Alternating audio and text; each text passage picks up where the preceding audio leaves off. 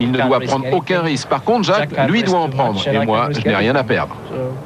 Rien à perdre, Michael Schumacher. En effet, rien à perdre, si ce n'est son titre de champion du monde, puisqu'il est encore, jusqu'à dans peu de temps, le champion du monde en titre pour plus très longtemps. Donc, d'autres pilotes ont fait carrière au Japon également avant d'accéder à la Formule 1. C'est le cas de Ralf Schumacher, le petit frère de Michael, qui vient de signer chez Jordan Peugeot en Formule 1 et qui est en tête du championnat japonais de Formule 3000 actuellement. Mais on peut également citer Heinz-Harald Frentzen, Eddie Irvine, Mika Salo ou Ukyo Katayama, évidemment. Autant de pilotes qui ont brillé pendant les essais. On va le voir tout de suite avec le détail de la grille de départ de ce Grand Prix du Japon.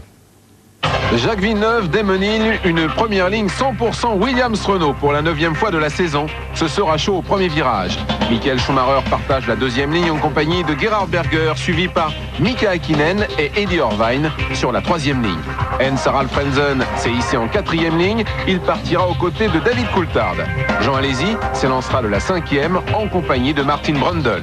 6e ligne, Rubens Barrichello, Olivier Panis. 7e ligne, Johnny Herbert, Ukyo Katayama. 8e ligne, Mika Salo, Pedro Diniz. 9e ligne, Jos Verstappen, Pedro Lamy, Ricardo Rosset est seul. En 10e ligne, Gianni Lavaggi, n'ayant pas passé le cap des 107%. Et non pas qualifié Giovanni Lavaggi, n'en déplaise à notre ami Marc Minardi, qui est un supporter inconditionnel. Alors à Suzuka, Jean-Louis Moncet, Johnny Rive, dites-nous un peu quelle est la tendance, quel est le sentiment général. L'arithmétique, bien sûr, est en faveur de Démenil, mais Jacques Villeneuve semble irrésistible dans son jardin japonais.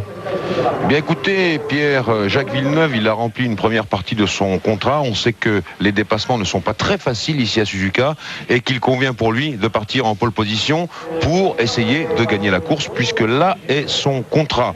Maintenant, restent les impondérables qui peuvent arriver, évidemment, à Démenil. Alors, pour vous donner en revanche une opinion sur les pronostics du microcosme de la Formule 1, je dirais que, évidemment, toute une partie, allez, disons 50%, est pour Villeneuve, et puis je dirais aussi que les vieux de la vieille, même une bonne partie de l'équipe Williams-Renault souhaiterait quand même qu'il soit champion du monde, mais vous le savez, tout ceci est très subjectif naturellement, Pierre. Oui, Jean-Louis, on parle bien entendu de pneumatiques, comme d'habitude, et des arrêts au stand. Qu'est-ce qui nous prépare? Combien de pneus neufs se sont-ils gardés? Est-ce que Hill et Villeneuve seront sur un pied d'égalité en la matière? Oui, absolument, même si Jacques Villeneuve a utilisé hier un train de plus que Démenil. Démenil, hier, dans les qualifications, il a passé beaucoup de son temps au stand. Quelquefois, certains le soupçonnaient de dormir ou de se reposer. En réalité, il se concentrait énormément. Pendant ce temps-là, on l'a vu, eh bien, Jacques Villeneuve, lui, à chaque tour, s'est lancé à chaque run, s'est lancé avec des pneus neufs. Par conséquent, pour l'instant, dans le domaine des pneumatiques, un train de plus pour Démenil. Il faut bien entendu tenir compte de cela pour la course, mais les arrêts estimés étaient prévus au nombre de 2 ici, Pierre. Alors, gare au départ et au risque d'accrochage toujours sérieux à Suzuka. Oui, évidemment, on a en mémoire, vous savez, d'une part la chicane en 89, Prost et Senna, Prost qui avait attiré Senna dans un piège, et on a l'appareil en 90 au premier virage, Senna qui avait percuté Prost et qui d'ailleurs l'année d'après, vous vous en souvenez, avait avoué qu'il l'avait fait exprès. Par conséquent, bien sûr, tout peut se jouer au premier virage. On en a un petit peu l'habitude ici au Grand Prix du Japon. Vous vous rappelez même qu'en 1987, l'affaire s'était arrêtée dès les essais, dès que Mansell était sorti de la piste et s'était fait mal, et par conséquent Piquet était champion du monde. Donc on attend ici évidemment le premier virage, on attend bien entendu Jean Alesi qui, je crois, prend le plus mauvais départ de la saison pour ce qui concerne sa Benetton Renault, et naturellement Jean Alesi étant le roi du départ, on va guetter ce qu'il peut faire. On n'oublie pas naturellement un Lascar qui a son mot à dire et qui est naturellement Michael Schumacher. Vous avez dit, Pierre, tout à l'heure que Suzuka était l'un des 2 plus beaux circuits du monde. Eh bien, je crois qu'ici, Schumacher peut exprimer son talent. L'autre, évidemment, c'est Spa en Belgique. Je vous apprends rien, Jean-Louis. Merci Jean-Louis, Johnny, toute l'équipe de TF1 avec Marc Minardi dans les stands. On se retrouve dans quelques instants pour vivre en direct le départ de ce Grand Prix du Japon. À tout de suite.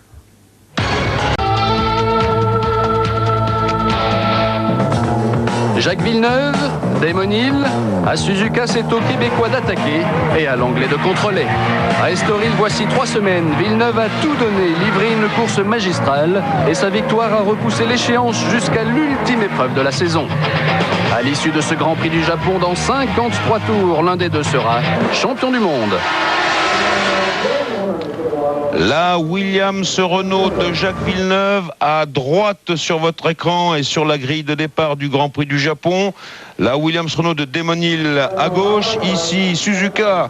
Bonjour et bienvenue à ceux qui nous rejoignent sur TF1 à cette heure matinale et à moins de 2 minutes maintenant du départ du Grand Prix du Japon, à l'issue duquel nous fêterons tous l'avènement d'un nouveau champion du monde, le 47e champion du monde de l'histoire. C'est forcément un pilote Williams Renault et ce sera forcément ou Damon Hill ou Jacques Villeneuve. Johnny Rive, dans quelles conditions? Eh bien c'est simple Jean-Louis, pour s'attribuer le titre de champion du monde, Jacques Villeneuve doit impérativement gagner le Japon. S'il ne le gagne pas, il ne sera pas champion en toute certitude. Mais ce n'est pas tout. La victoire n'est pas tout pour assurer son triomphe. Pour qu'il devienne champion du monde, non seulement il faut que Jacques Villeneuve gagne ce Grand Prix du Japon, mais il faut de plus, les deux conditions sont impératives, que Damon Hill ne marque aucun point, pas même un seul petit point, celui que Hill pourrait obtenir en se classant 6e. Eh bien, une 6e place suffirait à Damon Hill pour que le titre lui échoue, même si Villeneuve gagne la course. Alors Johnny, ce qui veut dire que si Villeneuve est le rival de Hill, l'inverse n'est pas forcément vrai et Villeneuve devra également compter avec les autres vainqueurs potentiels de ce Grand Prix du Japon. C'est-à-dire que Damon Hill a des alliés dans la personne de Schumacher, de Berger, d'Hakkinen, autant de pilotes qui peuvent brouiller un petit peu le jeu des Williams Renault, qui peuvent s'imposer à l'issue de ce Grand Prix du Japon, et toute victoire de Schumacher, Berger ou tout autre, eh bien condamnerait Villeneuve à ne pas être champion du monde et donc ferait le jeu de Damon Hill. Et puis derrière la première et la deuxième place du championnat, on l'a vu tout à l'heure dans Formule 1 à la une, eh bien la troisième place est également en jeu entre Michael Schumacher et Jean Alesi, entre Benetton Renault et Ferrari. C'est ça Jean-Louis, c'est un petit peu le même scénario pour la médaille de bronze entre Schumacher et Jean Alesi que pour le titre entre Hill et Villeneuve. C'est-à-dire que Schumacher et Alesi se disputent la troisième place du championnat et l'avance de Schumacher, qui a 6 points de plus qu'Alesi avant le Grand Prix du Japon, contraint le Français à gagner le Grand Prix du Japon pour décrocher le bronze derrière Hill et Villeneuve au championnat du monde. Mais dans ce cas, si Alesi gagne le Grand Prix du Japon, Schumacher pourra préserver la troisième place au championnat qu'il occupe maintenant. Pour cela, il lui suffira de terminer deuxième derrière Alesi ou même troisième. Alors, beaucoup de calculs en prévision. Johnny Rive, vous serez chargé de cela tout au long de ce Grand Prix. Tandis que s'achève pratiquement, on est à mi-parcours, le tour de mise en place définitif de ce Grand Prix du Japon. Beaucoup de tensions par conséquent. Et on va naturellement guetter l'affrontement au premier virage en descente qui suit la grille de départ. Un virage qui se franchit au moment du Grand Prix à plus de 240 km/h. Vous voyez que c'est extrêmement tendu. Les chiffres du Grand Prix du Japon: 597e épreuve du championnat, 16e et dernière manche du championnat du monde de la saison 96. 53 tours de 5 km et 864 mètres, soit 310 km de Grand Prix et soit le kilométrage le plus long de toute la saison. Et il faudra guetter sur ce point de vue-là la stratégie en essence, en ravitaillement et en pneus, alors que Jacques Villeneuve est en train de les faire chauffer justement ces pneus devant Damon Hill là-bas qui se réserve. Damon Hill qui nous disait qu'il respecterait la stratégie la plus proche du titre mondial, celle qui consiste à surveiller Jacques Villeneuve naturellement, qui devrait partir devant lui. Damon Hill qui s'est un petit peu contredit dans ce qui concerne la stratégie qu'il va suivre, parce qu'il a commencé par dire, après avoir donné sa satisfaction de partir en première ligne, il a commencé par dire: pour moi demain la meilleure défense ce sera l'attaque. Et puis après ça, un peu plus tard, dans un autre raisonnement, il a dit: je vais essayer de ne pas perdre Jacques Villeneuve de vue. Donc dans un cas il dit: je vais essayer de gagner, et dans l'autre, je vais essayer de suivre Villeneuve, il me suffit de le marquer, de finir derrière lui pour m'attribuer le titre de champion du monde. On va voir ce que les faits pousseront à Damon Hill de suivre comme stratégie. 100 000 spectateurs, un peu plus même ici pour ce Grand Prix du Japon, alors que les voitures quittent au dernier moment. Vous voyez Damon Hill ici, la trajectoire idéale. Damon Hill qui va partir donc à gauche sur votre écran, et c'est Villeneuve qui devrait en principe prendre le meilleur départ. On va bientôt voir le portique avec les 5 feux rouges qui s'allument, et quand l'ensemble s'éteint, eh bien c'est le départ. Un départ donc dans une énorme tension ici à Suzuka. Un départ difficile du fait que la piste est en pente, les voitures peuvent glisser sur leur simple inertie, ça descend, et au pilote de maintenir la voiture bien immobile jusqu'au moment de l'extinction des 5 feux rouges. Mais on sait qu'ils ont pour cela, pour la plupart en tout cas devant, des freins électroniques qui leur permettent de tenir l'accélérateur à fond. Il faut lâcher le frein électronique et à ce moment-là démarrer. Rouge absolu avec un drapeau jaune. Ça veut dire que quelqu'un a calé, oui je le vois, à gauche dans la file, et c'est une McLaren Mercedes qui a calé. Par conséquent, la procédure de départ va être remise de nouveau en route. Et oui, voilà, c'est fini, tout le monde s'arrête, tous les drapeaux sont agités. Et donc il va falloir parcourir un nouveau tour de formation en quelques secondes, le temps de remettre les moteurs en route. Alors par conséquent, l'article du règlement est clair sur ce plan-là. La procédure de départ a été engagée, mais il n'y a pas eu de départ. Le starter a donc montré le drapeau rouge nécessaire. Tous les moteurs sont arrêtés. La procédure de départ recommencera à partir du panneau 5 minutes. La distance de la course étant réduite d'un tour. On va donc partir pour 52 tours maintenant dans ce Grand Prix du Japon. 5 minutes pour revoir le moteur de Coulthard qui a calé. Marc Minary, vous avez peut-être des informations dans ce domaine. En tout cas, vous nous appellerez dès que vous en aurez.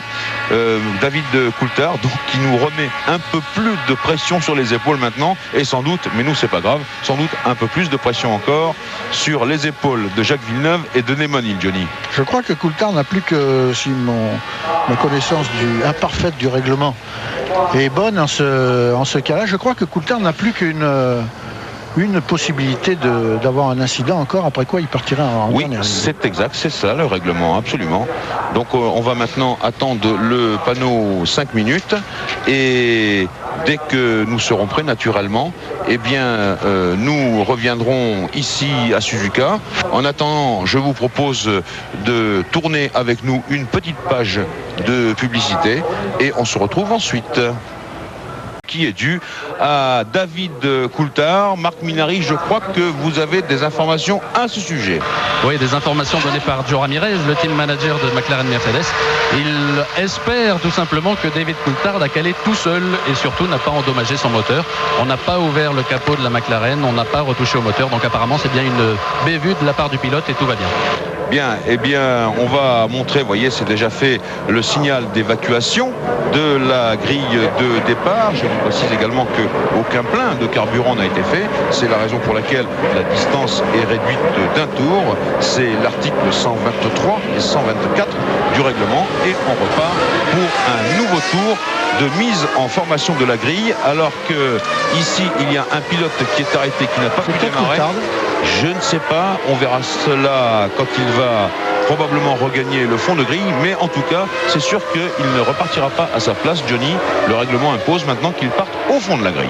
Exactement. Alors là, maintenant, la question qui se pose, et qui ajoute certainement un petit peu de nervosité dans tous les esprits, c'est la question de la chaleur. Il n'a jamais fait aussi beau depuis les débuts des essais de ce Grand Prix du Japon. Depuis vendredi matin, le temps était brouillasseux, il pleurait, la piste séchait, mais il ne faisait jamais la chaleur qu'il fait maintenant, où le soleil règne sur Suzuka.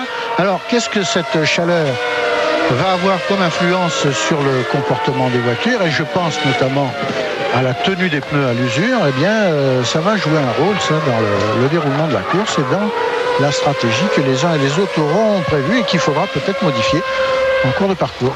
Oui, et sans doute que pas mal de pilotes vont découvrir ici même en ce moment dans les premiers tours du Grand Prix quel est le comportement exact de leur voiture, puisque cela n'a pas été vraiment possible tout au long des 2 journées d'essai, même en qualification où certains ont hésité parce que la pluie était menaçante et ils ne savaient pas s'ils devaient adopter des réglages secs ou des réglages pluie. En tout cas, la plupart avaient choisi des réglages intermédiaires. Ce qu'on sait par contre de l'équipe Williams-Renault qui joue le titre mondial entre ces 2 pilotes, eh bien c'est qu'elle a apporté 2 voitures de réserve et que par sagesse, eh bien c'est dans ces voitures de réserve, l'une était naturellement en réglage sec et l'autre en réglage pluie. Chacune de ces 2 voitures à la disposition de Damon Hill, et puis Jacques Villeneuve avait également ces 2 voitures réglées de la même façon. Villeneuve qui continue à refaire chauffer un petit peu ses pneus.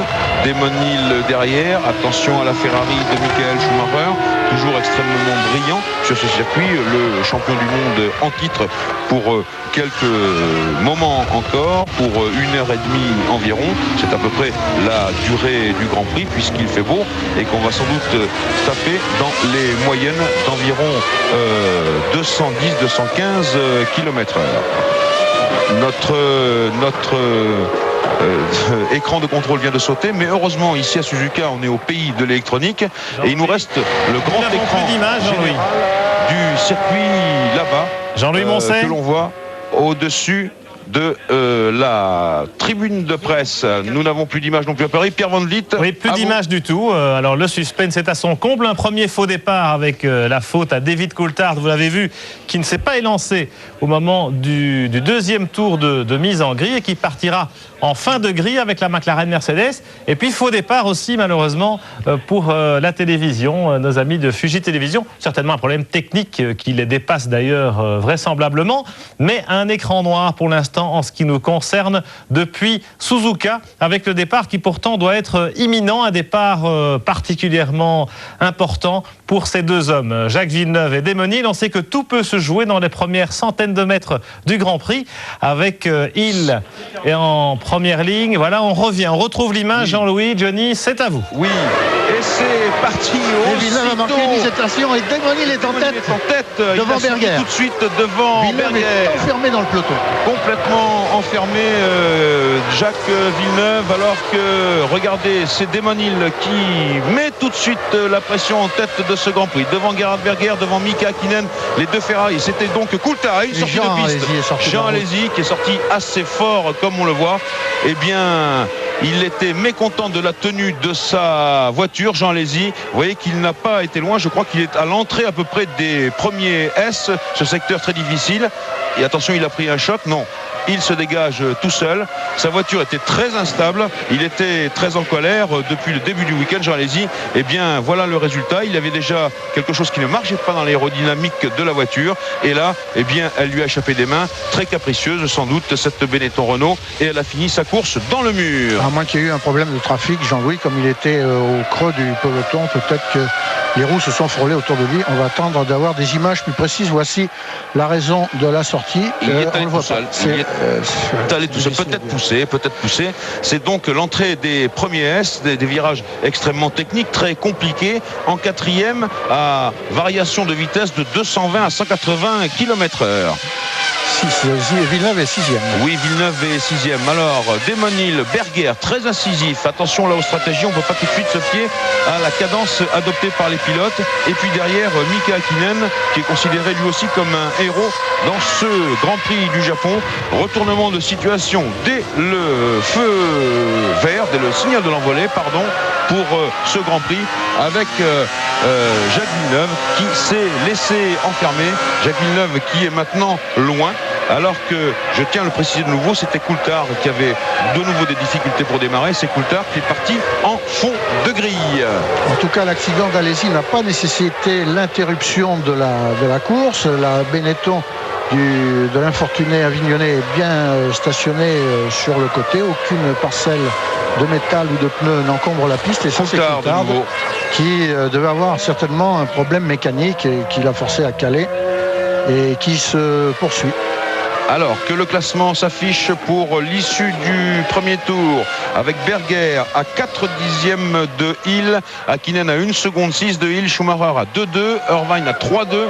Villeneuve est à 3 secondes et 9 dixièmes. La suite du classement, Brundle 7, Barrichello 8, Franzen 9, Panis 10, Herbert 11, Diniz 12, Verstappen 13, Salo 14, Lamy 15 et Rosset 16 pour l'instant, alors qu'on revoit les images du départ.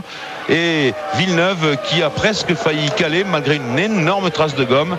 Damon Hill qui a sauté au commandement de la course immédiatement avec Berger dans ses roues et Mika Hakkinen. Alors c'est au début du virage, j'ai l'impression qu'il y a eu un petit embrouillamini entre Villeneuve et puis une voiture qui était à ses côtés. On va le voir peut-être sur ces images-là. À l'entrée du premier virage, le fameux où s'était produit le fameux carambelage entre Senna et Prost en 90. La caméra panoramique, on n'a pas vu le pourquoi du comment. On n'a pas vu, mais en tout cas ce qu'on a vu, c'est que les deux Ferrari avaient enserré la Williams-Renault de Villeneuve qui temporisait bien malgré lui sans doute, et que les deux Ferrari bien maintenant sont devant avec Berger toujours à 5 dixièmes de Hill et Hakkinen toujours pas loin. Voilà pour l'instant pour ce qui concerne le classement des 3 premiers. Derrière il y a un groupe de chasse, Schumacher, Irvine, Villeneuve, et si vous voulez mon avis Johnny, ça va être dur pour Villeneuve de passer et de remonter vers la première place. Souvenons-nous qu'au Portugal Villeneuve était quand même pas très bien parti non plus et qu'il est quand même revenu de loin. Donc là c'est un garçon calme, pondéré, qui a les nerfs très solides, et puis il se dit certainement au volant de sa machine actuellement que la partie est loin d'être perdue. Il reste encore quelque chose comme 280 km à courir. Il a amplement le temps de refaire les places perdues, peut-être pas le temps perdu puisque le temps perdu ne se rattrape jamais, même en F1 et surtout en F1, mais les places c'est dans les moyens de sa voiture.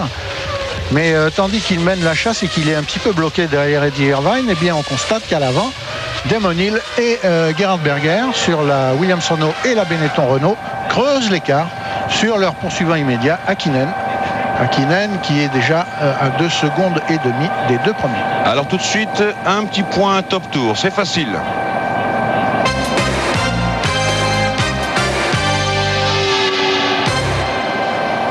36-15 TF1 pour jouer à notre concours. Alors, ça bagarre sérieux derrière. Alors que là, attention, une attaque de Berger sur Damon Hill. Mais il a freiné extrêmement tard et je me demande si Damon Hill était en train de l'attendre. Ce cher Gerhard, ça a été chaud en tout cas, mais ça en dit long quand même sur les possibilités. Alors bien sûr, la Berger, il a perdu du temps dans ce freinage je me demande s'il n'a pas abîmé l'aileron avant de sa Benetton. Et oui, parce qu'il est grimpé assez fort. Là, hein. Il est allé grimper assez fort sur les voilà, oui, il l'a cassé. Ça, c'est fort dommage de la part de Berger, qui s'est peut-être un petit peu précipité, à moins qu'il ait manqué son freinage. On en saura plus tout à l'heure avec le micro de Marc Minardi. Mais en tout cas, c'est un autre rebondissement, et cela dans le 4e tour de course. Ce qui se passe, il vient presque à hauteur de Damon Hill, mais Damon Hill entend conserver sa position. Berger avait hissé l'avant de la Benetton à mi-hauteur de la Williams. Pour un pilote, surtout un pilote anglais, cela signifie qu'il a encore la priorité et que je braque, et tant pis pour Berger. Et écoutez Johnny, il faut quand même dire que Damon Hill était parfaitement sur sa ligne. Oui, c'est l'école anglaise, et là je crois pas qu'il y ait grand chose à dire. Attention. Et oui, maintenant Berger a une voiture complètement déséquilibrée. Oui, et Hakkinen se précipite lui aussi à l'attaque. Il va falloir qu'il s'arrête. Et oui, j'espère pour lui qu'il ne perdra pas trop de temps. En tout cas, chez Benetton on est prêt, mais il va en perdre beaucoup. Tandis que chez Williams-Renault, eh bien, on observe la situation. Voilà donc qui va tout de suite, à mon avis, pour l'instant en tout cas, trancher entre la 3e place du championnat du monde des constructeurs de Formule 1, entre Benetton, Renault et Ferrari. Une Benetton, il en manquait déjà une, c'est celle de Jean Alesi, sortie dans le premier tour. Et la 2e va perdre du temps.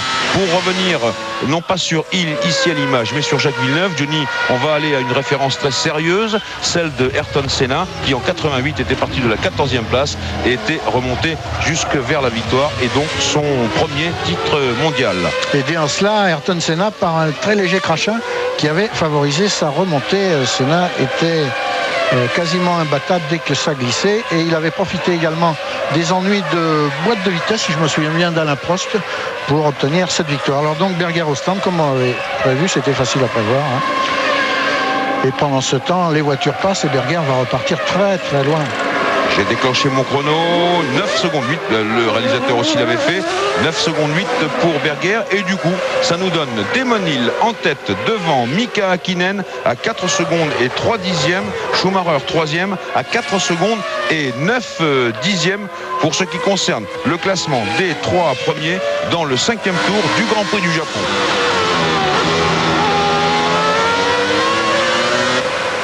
Damon Hill maintenant qui est quelque peu libéré de la pression puisqu'il caracole en tête avec cet écart que vous voyez inscrit sur votre écran.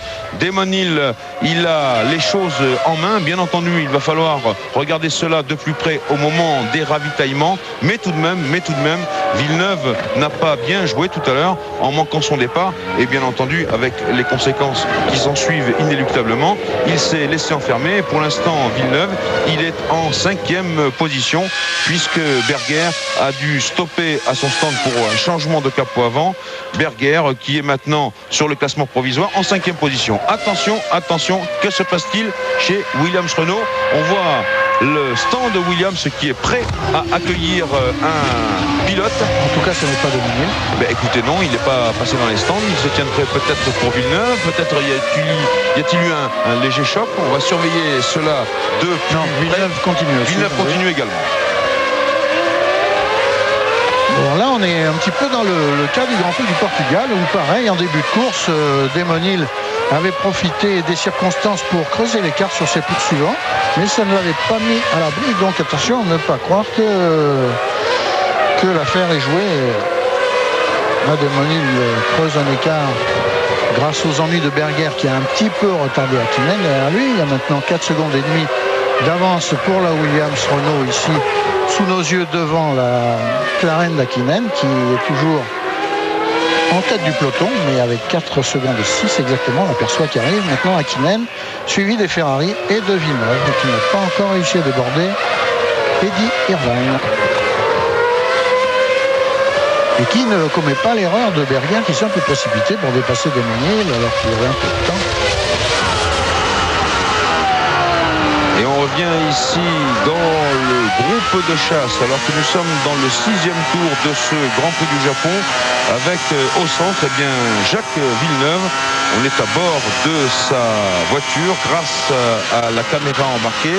Villeneuve qui n'arrive pas à se rapprocher assez pour attaquer les Ferrari et en tout cas il ne peut pas non plus trop s'en rapprocher au risque de se déventer et de sortir de la piste alors que vous avez maintenant visuellement l'écart exact entre Damon Hill et Mika Häkkinen, Williams-Renault, McLaren-Mercedes dans le 6e tour de ce Grand Prix du Japon.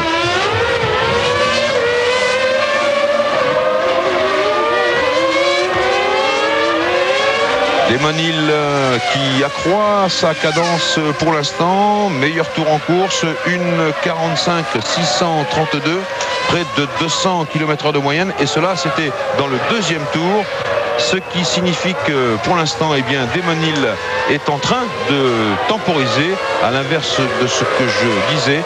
Damon Hill vient de tourner en 1:46.9, voilà, c'est affiché sur notre écran maintenant, et du coup l'écart se réduit à 3 secondes et 9 dixièmes. Est-ce que Mika Häkkinen va tenter ce coup de force de revenir sur Damon Hill alors que Schumacher lui aussi n'est pas très loin? Alors que l'alerte semble être passée dans le stand Williams, peut-être s'attendait-on à ce que, au moment de l'incident de Berger, la Williams de Hill ait un petit peu souffert de la touchette entre les deux voitures, mais il n'en est rien. Apparemment, Damon Hill continue comme un brave et est toujours en tête du Grand Prix du Japon. Il n'a pas eu besoin, contrairement à Berger, de rentrer à son stand. Nous sommes dans le 7e tour. Damon Hill mène toujours la course, mais il faut remarquer que dans le groupe de chasse, une voiture s'est ajoutée, c'est celle de Brundle, et Barrichello n'est pas loin non plus. Brundle, Barrichello, vous le savez, ce sont les deux sociétaires de l'écurie Jordan Peugeot. Et Damon Hill toujours dans son meilleur tour en course, au 2e tour de course. Vous voyez que pour l'instant il est en train d'essayer de bien contrôler la course, Damon Hill, puisque l'alerte dans les stands Williams est passée, mais mais on peut se demander si Damon Hill va respecter ou changer sa stratégie, celle qu'il avait prévue. Marc Minary, vous êtes dans les stands avec votre micro. Du côté de chez Williams, Jean-Louis, apparemment, effectivement, les choses se sont calmées. On va voir ce qui va se passer dans quelques instants. Là, au tour précédent, on n'a pas passé la flèche ni à Hill ni à Villeneuve. C'est le cas encore cette fois-ci. Les deux pilotes viennent de passer sur la ligne droite. Donc, apparemment, tout va bien. Un mot également de Jean Lézy qui vient de regagner son stand à pied. De son côté également, ça semble aller. Bien, ça semble aller physiquement. Alors que l'on suit Michael Schumacher maintenant à bord de la Ferrari. Schumacher en 3e position alors qu'il reste 45 tours de course. C'est donc la confirmation que le Grand Prix du Japon a été réduit à 52 tours comme l'exigeait le règlement. Et on écoute le moteur Ferrari. On l'a pas écouté longtemps. Damon Hill toujours en tête avec Hakkinen qui grignote 1/10 par 1/10, Johnny. Et j'ai un œil sur le tableau des classements. Voir que Berger qui était reparti 14e est maintenant 12e. Mais le train est à 27 secondes 8. Presque 28 secondes de Damon Hill. Berger, quel dommage qu'il ait fait preuve de autant de hâte pour essayer de s'emparer de la première place. Apparemment, sa Benetton était plus compétitive qu'elle ne l'a jamais été. Au cours de cette saison 96 assez malheureuse pour Benetton, et là Gerhardt dans sa précipitation a compromis vraiment une belle chance de résultat. Et il faudrait une situation, un événement exceptionnel maintenant pour que Benetton Renault puisse maintenir le cap devant Ferrari au championnat du monde des constructeurs, alors que Jacques Villeneuve continue d'attaquer de plus belle. S'il a un endroit pour passer, effectivement, c'est au freinage de cette chicane, encore que elle soit précédée d'une longue courbe à gauche où on ne peut pas être dans l'aspiration. Il essaye de se rapprocher également ici, Villeneuve, mais là, il faut monter à la hauteur du concurrent que l'on veut doubler bien avant la grille de départ, bien avant la ligne de chronomètre pour être sûr de pouvoir passer là-bas au fond. Il doit commencer à se faire un tout petit peu de soucis, Villeneuve, parce qu'il est derrière Irvine, et Irvine qui jusque-là réussissait à se maintenir dans le sillage de Schumacher a maintenant été décramponné, et Hakkinen et Schumacher commencent à disparaître à l'horizon de Villeneuve, et donc c'est pas très bon pour lui dans le fait qu'il doit gagner cette course, Villeneuve, pour avoir une chance d'être champion du monde. Et maintenant, il a près de 8 secondes de retard.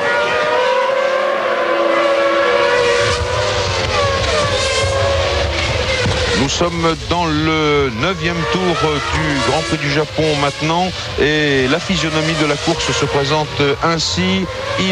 Damon Hill est en tête avec 4 secondes et demie d'avance sur Mika Hakkinen et 5 secondes 2 sur Michael Schumacher. Ça, c'est le premier groupe de chasse. Le deuxième groupe de chasse vient un peu plus loin, c'est Irvine et Villeneuve. Le troisième groupe est celui de Brundle, Barrichello, Frentzen. Ensuite, Panis est en 9e position à 17 secondes de Damon Hill. Viennent derrière lui Herbert, Berger 11e, Diniz 12e, Verstappen 13e, Katayama 14e, Mika Salo 15e, Lamy 16e, Coulthard qui s'était arrêté après son mauvais départ 17e, et Rosset 18e.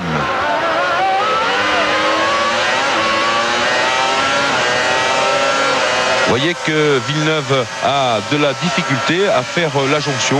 Ce n'est pas en tout cas dans cette position qu'il peut se permettre d'attaquer Irvine ici à l'entrée de cette grande gourme. C'est beaucoup trop loin. Il ne peut même pas le pousser à l'erreur. On va tourner une petite page de publicité et se retrouver dans quelques instants à Suzuka pour la suite du Grand Prix du Japon. Tour de course avec les choses qui s'animent entre Irvine et Villeneuve. Villeneuve qui n'est pas loin de tenter une première attaque sur Eddie Irvine. Villeneuve qui est 5e pour l'instant devant Brundle et donc derrière Irvine, alors que le groupe de chasse Hakkinen-Schumacher devant le capot Ferrari d'Irvine est en train de s'échapper inéluctablement. Il a déjà 2 secondes et demie d'avance. Alors Villeneuve, on le sait, son contrat c'est de gagner la course et il ne faudrait pas que Damon Hill marque un point. Or Damon Hill, il est en train de mener la course, Johnny. Par conséquent, pour l'instant, toutes les chances sont du côté de Damon Hill pour qu'il devienne champion du monde. Oui, plus que toutes les chances d'ailleurs, puisque même si Villeneuve réussissait la performance de déborder Irvine, qui on voit ici devant lui, même s'il réussissait à revenir sur Schumacher, à passer Hakkinen, à revenir sur Demonil, vous voyez le travail qu'il va faire Villeneuve, et à passer Demonil, eh bien il faudrait... Cela se produira dans 10 ou 15 ou 20 tours si cela doit se produire, et Demonil pourrait encore se contenter de suivre Villeneuve pour assurer son titre. Donc pour l'instant tout semble rouler en faveur de l'Anglais. Bien, Eddie Irvine, 4e, Jacques Villeneuve, 5e. Alors que les écarts continuent de s'afficher, Jacques Villeneuve qui se rapproche, il va peut-être tenter sa chance au freinage de la chicane. Attention néanmoins de ne pas se faire déventer. Il a essayé ici, c'est la chicane, c'est l'approche et ce n'est pas passé. Il faut donc attendre encore un autre tour, car essayer de doubler ailleurs, ce serait parfaitement suicidaire. Jacques Villeneuve ne le sait que trop bien, puisqu'il connaît bien ce circuit de Suzuka où il a couru au temps où il faisait carrière au Japon. Il laisse donc un petit peu d'écart maintenant, il laisse souffler sa Williams Renault, mais vous voyez qu'il est très rapidement capable de revenir dans les roues d'Eddie Irvine, notamment dans ce secteur extrêmement sinueux qui se franchit en 4e, mais en 4e avec des vitesses qui font peur, 185, 200, 220 km/h avant d'arriver à ce grand gauche. Alors 5 dixièmes, c'est l'écart entre Irvine et Villeneuve pour l'instant. Villeneuve que l'on surveille au plus près, car il est possible qu'il tente à nouveau une autre attaque à la chicane, mais attention de ne pas faire comme Gerhard Berger. Berger, meilleur tour en course, mais Berger qui est en 11e position. Meilleur tour en course, Berger à 200 km/h de moyenne. Son tour est 1 minute 45 secondes et 376 millièmes. Cet écart-là est également important. Ça veut dire que Demonil a repris un petit peu de marge et puis il conserve. Ça veut dire sans doute, Johnny, que Demonil est en train de contrôler la course. Bien sûr, il est devant, il n'a pas à jouer les lièvres. Il est dans la position la plus confortable pour lui. Et il mène et il contrôle son avance sur Hakkinen, qui est amplement suffisante en l'état actuel des choses. Alors que pour Villeneuve, que l'on va apercevoir derrière Irvine, la seule possibilité de passer Irvine, enfin il y en a deux des possibilités, c'est pousser Irvine à la faute, et si la Ferrari de l'Irlandais va, alors là, attaque. Attention, attaque, elle est réussie. Bravo. C'est très joli parce que la piste est étroite et en légère courbe dans ce freinage, et c'est un dépassement très difficile que Villeneuve vient de réussir. Donc premier pari gagné. Maintenant à lui de revenir sur Schumacher et Hakkinen. On va le suivre. Alors ça c'est formidable. Rebondissement dans le 13e des 52 tours du Grand Prix du Japon. Villeneuve a réussi à déborder Irvine. Un dépassement absolument imparable avec un freinage tiré au cordeau. Impeccable, dirais-je.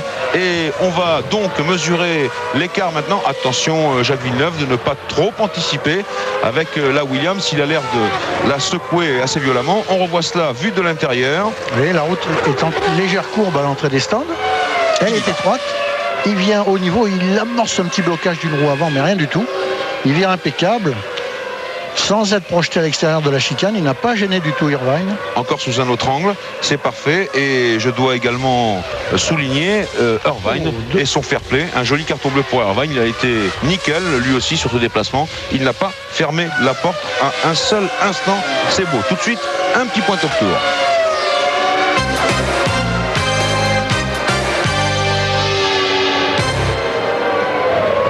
36-15 code TF1 pour jouer, et on revient sur Villeneuve qui était à 3 secondes de Michael Schumacher, alors qu'on le revoit sous tous les angles, ce magnifique freinage du petit Québécois.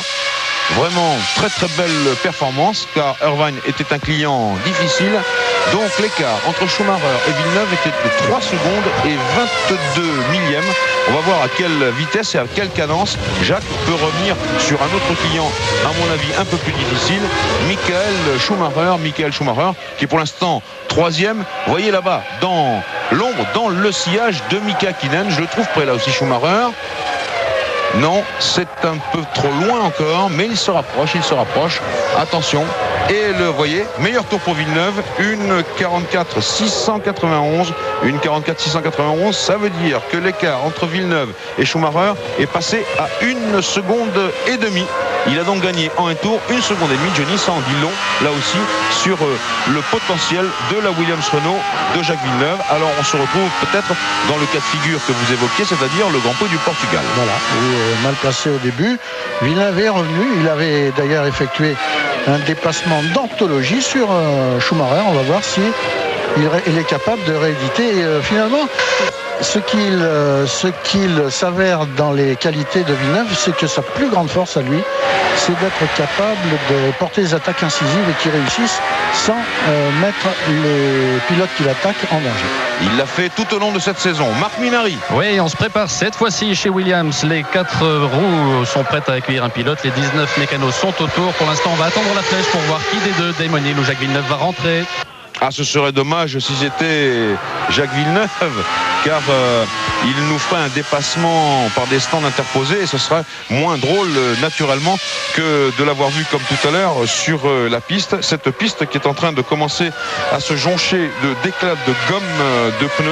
Attention donc à ne pas mettre une roue en dehors de la trajectoire. C'est Villeneuve qui s'arrête. C'est Villeneuve qui s'arrête. Il est pour vous Marc Minardi.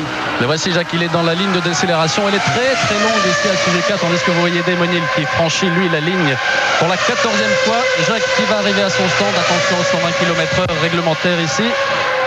Premier arrêt pour le Québécois. Ça y est, il est arrêté. Hop, c'est parti. Les 4 roues. On n'a pas de chronomètre. On va, semble-t-il, beaucoup d'essence dans la voiture de Jacques Villeneuve et des pneus neufs. Attention, il a du mal à redémarrer. Jacques, c'est parti.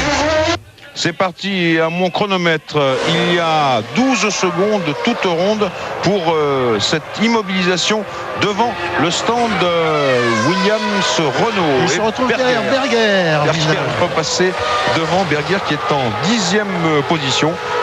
9e après l'arrivée de Villeneuve, donc Villeneuve est 10e maintenant. Et c'est notre ami Diniz qui est sur le sable. Diniz sorti de la piste avec les roues qui patinent et c'en est fini par conséquent des chances de la Légion d'A. Les commissaires japonais casqués, vous le remarquez, s'approchent. Eh bien, il est parti en tête à queue après, je crois, que ce passage, Johnny, dans le sable de la chicane à la sortie. Donc, exit Diniz qui était loin dans le classement. Ce qui veut dire qu'il nous reste maintenant 17 voitures en course. Et comme Barrichello s'est arrêté pour changer de pneu en même temps qu'un peu derrière Villeneuve, mais dans le même tour que Villeneuve, eh bien, Olivier Panis, qui était 9e jusque-là sur la Ligier, eh bien, Olivier Panis va se retrouver 7e.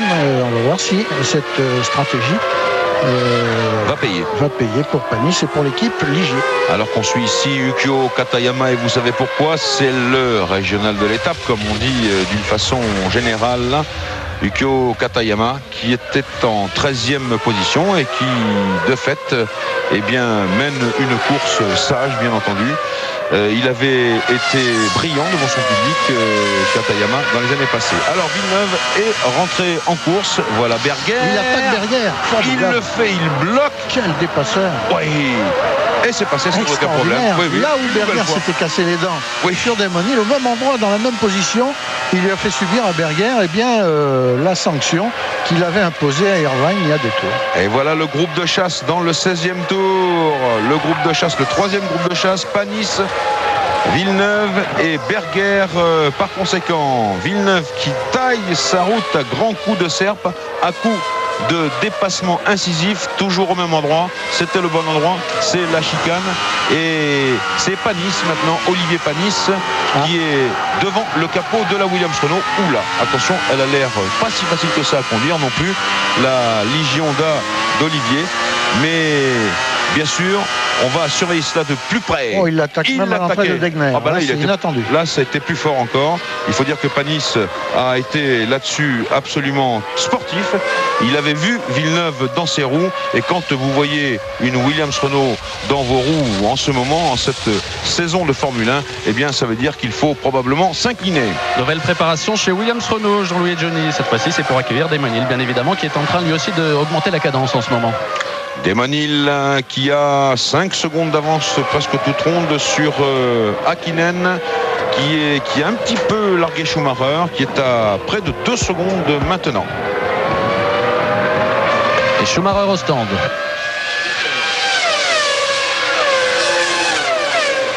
Voilà Schumacher qui rentre stand, caméra embarquée, top pour le chrono. Il est parti.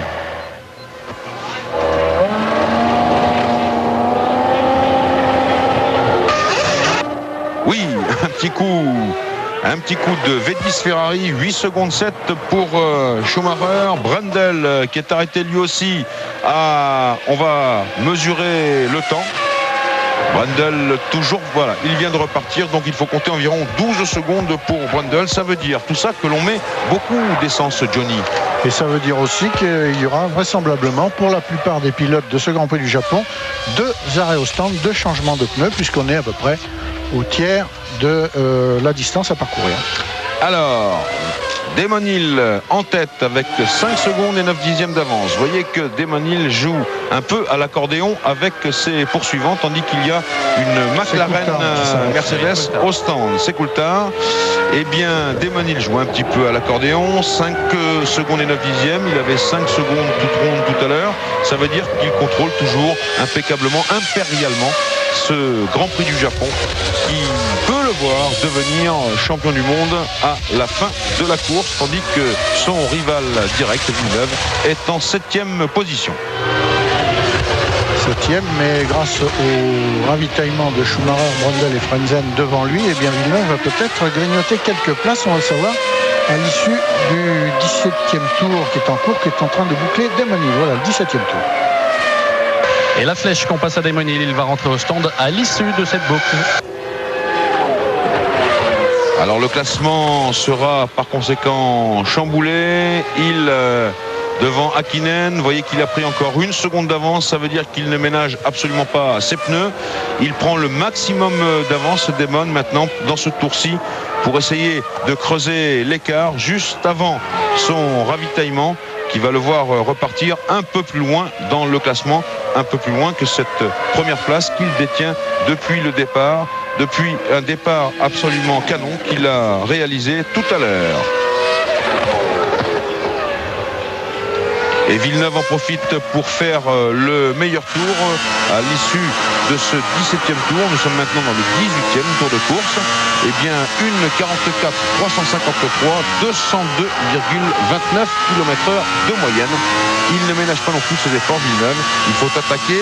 Devant lui, Schumacher est à environ 4 secondes. Il a de la marge, Villeneuve, pour rouler à fond de train, essayer au moins de regagner la 2e place, et puis après, eh bien, advienne que pourra entre lui et Damon Hill. Marc Minardi, Damon Hill bientôt dans les stands. Ouais. On enlève les couvertures chauffantes, vous l'avez vu chez Williams Renault, et attention parce que derrière Häkkinen il y a Irvine qui est donc à 12 secondes 2 pour l'instant de Hill, et les couvertures sont également enlevées dans le stand voisin juste devant Damon Hill, donc rentrera Eddie Irvine. Attention, on va donc suivre ce ravitaillement. Oui, on a des petits problèmes de son, c'est un petit peu normal ici, alors que Damon Hill arrive dans le stand Williams Renault. Le voici, Damon est top pour le chrono. Damon Hill, quelle stratégie, combien d'essence, le chrono défile, 8, 9, 10, 11 secondes 6, lui aussi a fait un gros plein d'essence, il a pratiquement mis 100 litres.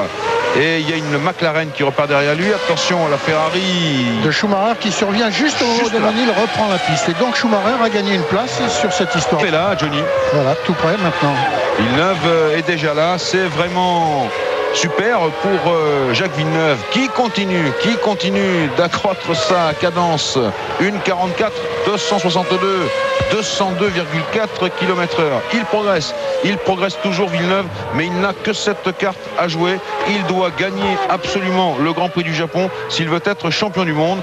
Et si par hasard cela arrivait, eh bien on sait qu'on aurait avec Jacques un très très grand champion, parce qu'il est en train de nous faire une démonstration éblouissante.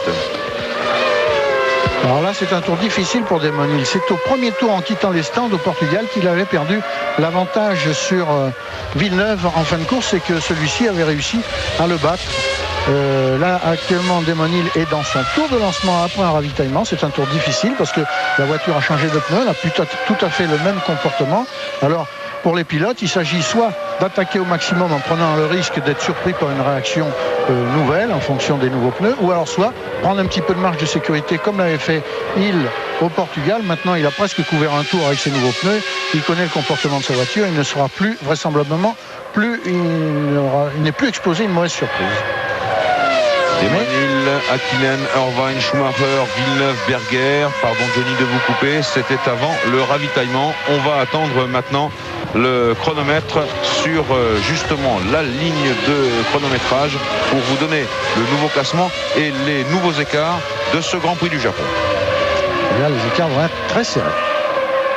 Alors, Desmonil en tête dans le 20e tour maintenant du Grand Prix du Japon. Devant Schumacher, 1 seconde et demie. Hakkinen, 3 secondes 2. Villeneuve, 5 secondes 2.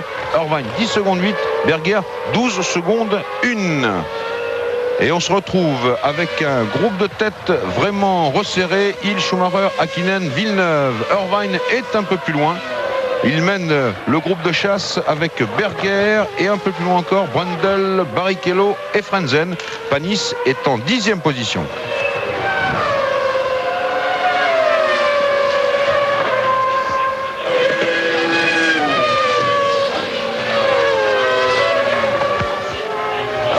Desmonil dans le 20e tour de course avec Schumacher à 1 seconde et demie maintenant. Desmonil qui n'est plus le solide leader qu'il était tout à l'heure, mais ça c'est par le jeu des ravitaillements. Il faut maintenant reconstruire l'avance pied par pied, 10e par 10e, comme il l'a fait depuis le début de la course, Damon. Mais lui aussi, le championnat du monde est une chose, la victoire en serait une autre. Ce serait une belle manière de faire les adieux à cette équipe Williams-Renault qui ne l'a pas beaucoup ménagé, il faut quand même dire cela comme ça, Johnny. Chez Williams, on ne nous a pas habitués depuis quelques années à ménager les pilotes, quel que soit leur rang et leur réputation. Ça avait commencé avec Mansell en 92, ça s'est poursuivi avec Prost, qui n'était pas particulièrement choyé, et puis etc. Jusqu'à Desmonil, qui fait un travail formidable pour cette équipe, mais qui n'est pas submergé de compliments et d'encouragements apparemment. Et ça se resserre un petit peu, 4 secondes 9 entre Hill et Villeneuve, toujours groupés. Ils sont là, à peu près, les 4 vainqueurs potentiels de la course, groupés maintenant en moins de 5 secondes. Ça se resserre parce que Villeneuve ferme la marche de ce groupe de tête et Villeneuve, naturellement, il accélère du mieux qu'il peut, ce qui fait qu'il va pousser Hakkinen, qui lui-même va pousser Schumacher. Ça se corse, mes amis, ça se corse.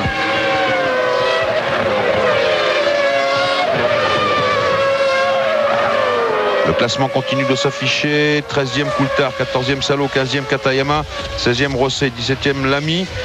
Diniz est encore là, mais ça c'est par le jeu du pourcentage de tours bouclés.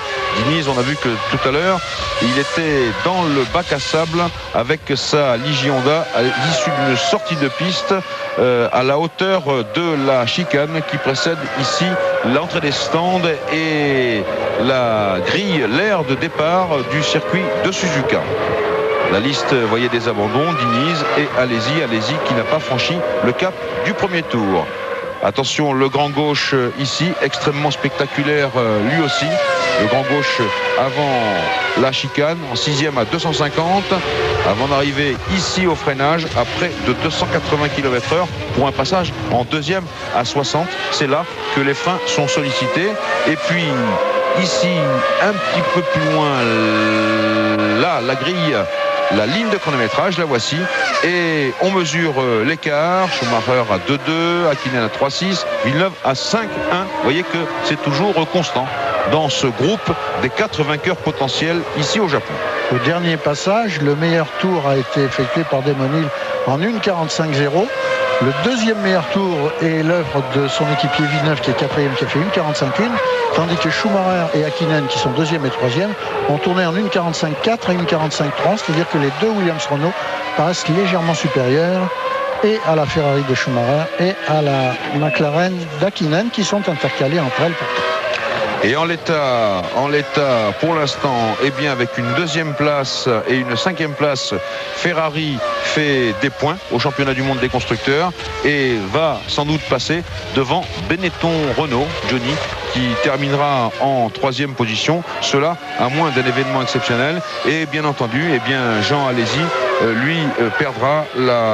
restera à la 4e place du championnat. Impossible pour lui de terminer sur le podium du championnat du monde, que Schumacher pour l'instant est 2e. Une petite page de publicité et on se retrouve ensuite à Suzuka pour le Grand Prix du Japon.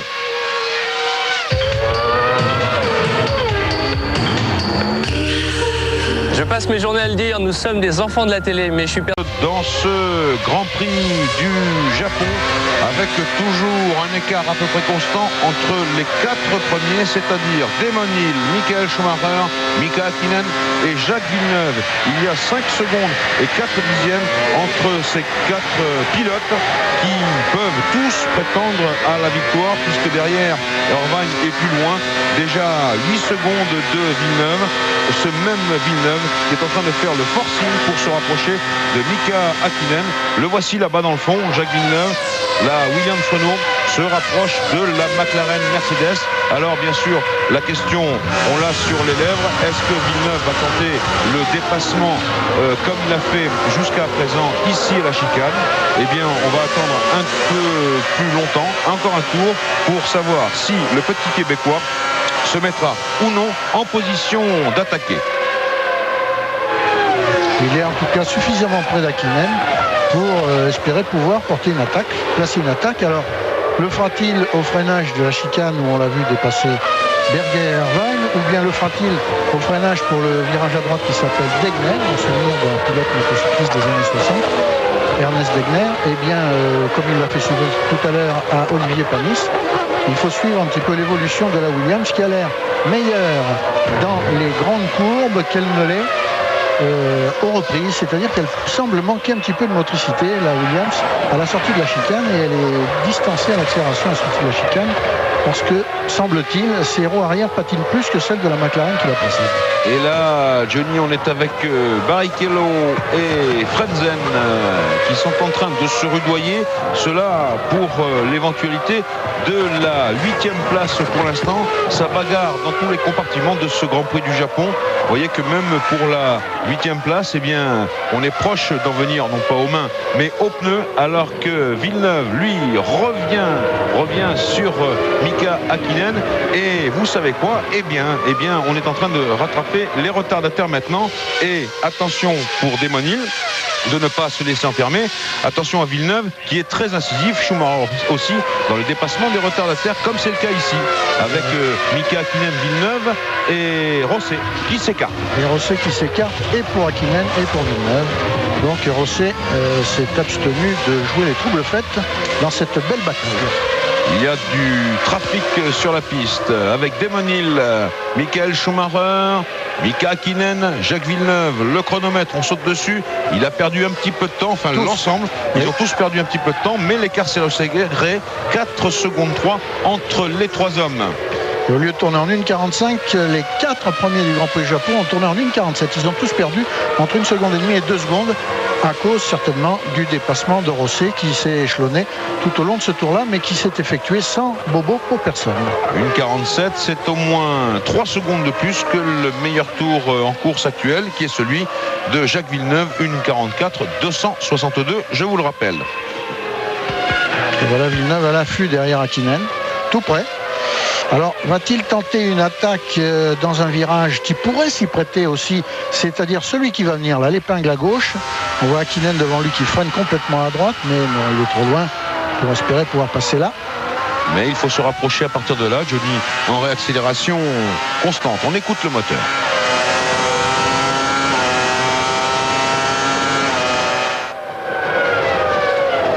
On écoute le moteur, on écoutait le moteur V10 Renault de Villeneuve à la poursuite d'un autre V10, le McLaren Mercedes.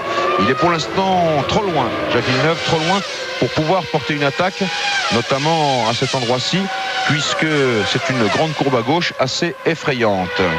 Alors, en ce qui concerne la course-poursuite de Jacques Villeneuve, les petits débris de gomme que l'on voit de part et d'autre de la trajectoire risque de venir le gêner, parce que pour dépasser Hakkinen, pour dépasser Schumacher plus tard, il faudra bien que Villeneuve sorte de la trajectoire empruntée habituellement par les voitures pour se placer à côté de celle-ci et venir à hauteur de l'adversaire qui l'attaque. Et alors là, rouler sur ces petits débris de gomme peut présenter deux inconvénients. Un, c'est celui de lui faire perdre de l'adhérence au moment où il...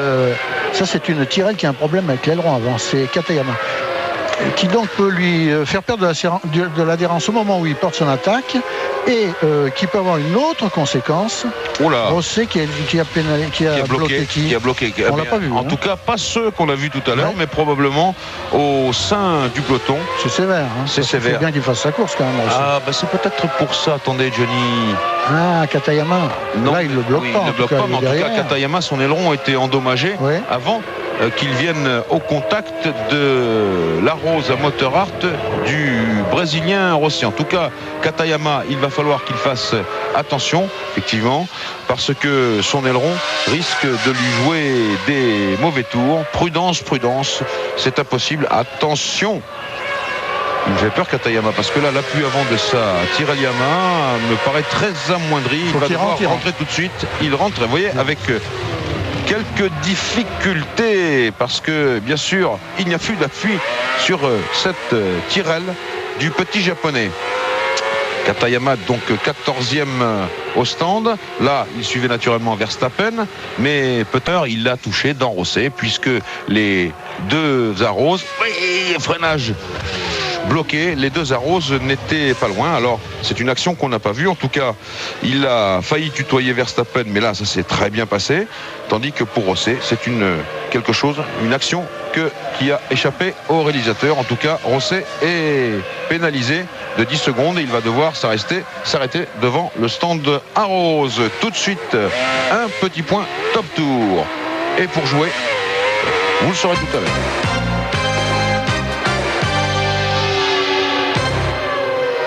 Pour jouer, 36 15 code TF1 ou le téléphone 36 68 90 04 avec des stages de monoplace à gagner dans une école de pilotage.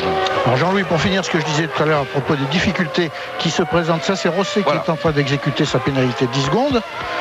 Les difficultés qui se présentent à Villeneuve de dépasser Hakkinen et Schumacher devant lui pour se lancer à la poursuite de Demonil, c'est en dehors de la perte d'adhérence éventuelle dont il pourrait être victime en cas de dépassement, puisqu'il roulerait dans ce cas-là sur des débris de pneus, il encrasserait ses propres pneus et il perdrait un petit peu d'efficacité dans les tours qui suivraient un tel dépassement, et ce qui lui imposerait peut-être un retard supplémentaire sur Demonil. Donc ça va être de plus en plus difficile. Plus la course se déroule, plus les pneus s'usent, plus les débris de gomme se répandent sur la piste, et bien plus la tâche de Villeneuve paraîtra difficile.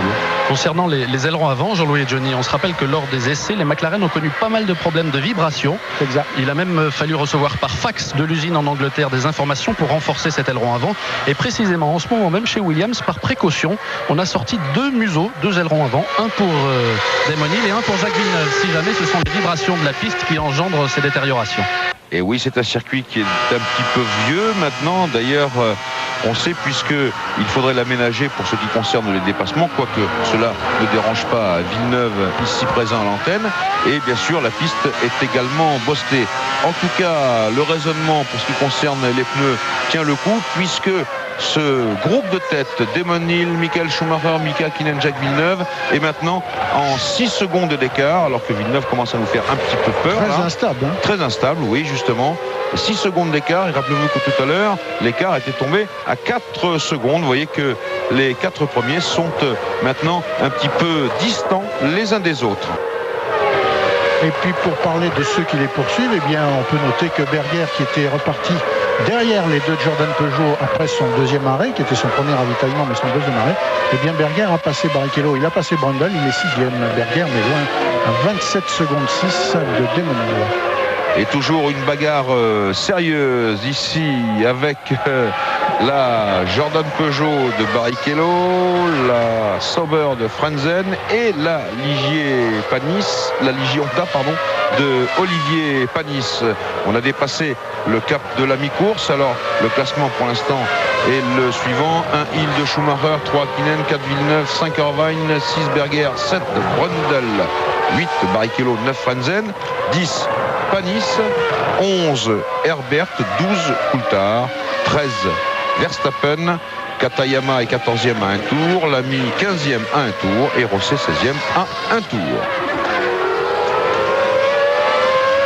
Belle prestation d'Olivier Panis qui tout à l'heure roulait avec 6 secondes de retard sur le tandem Barrichello-Frenzen. Et la Frenzen qui s'est manqué dans l'épingle, mais n'était pas assez près, Olivier, pour passer devant la Sauber. Et on revient sur les hommes de tête. Damon Hill qui passe la ligne de chronométrage. Schumacher à 3 secondes 4. Hakkinen à 5 secondes 0. Villeneuve à 6 secondes 7. Eh bien, cet accordéon est en train de s'élargir, Johnny. Et Damon Hill reprend du champ.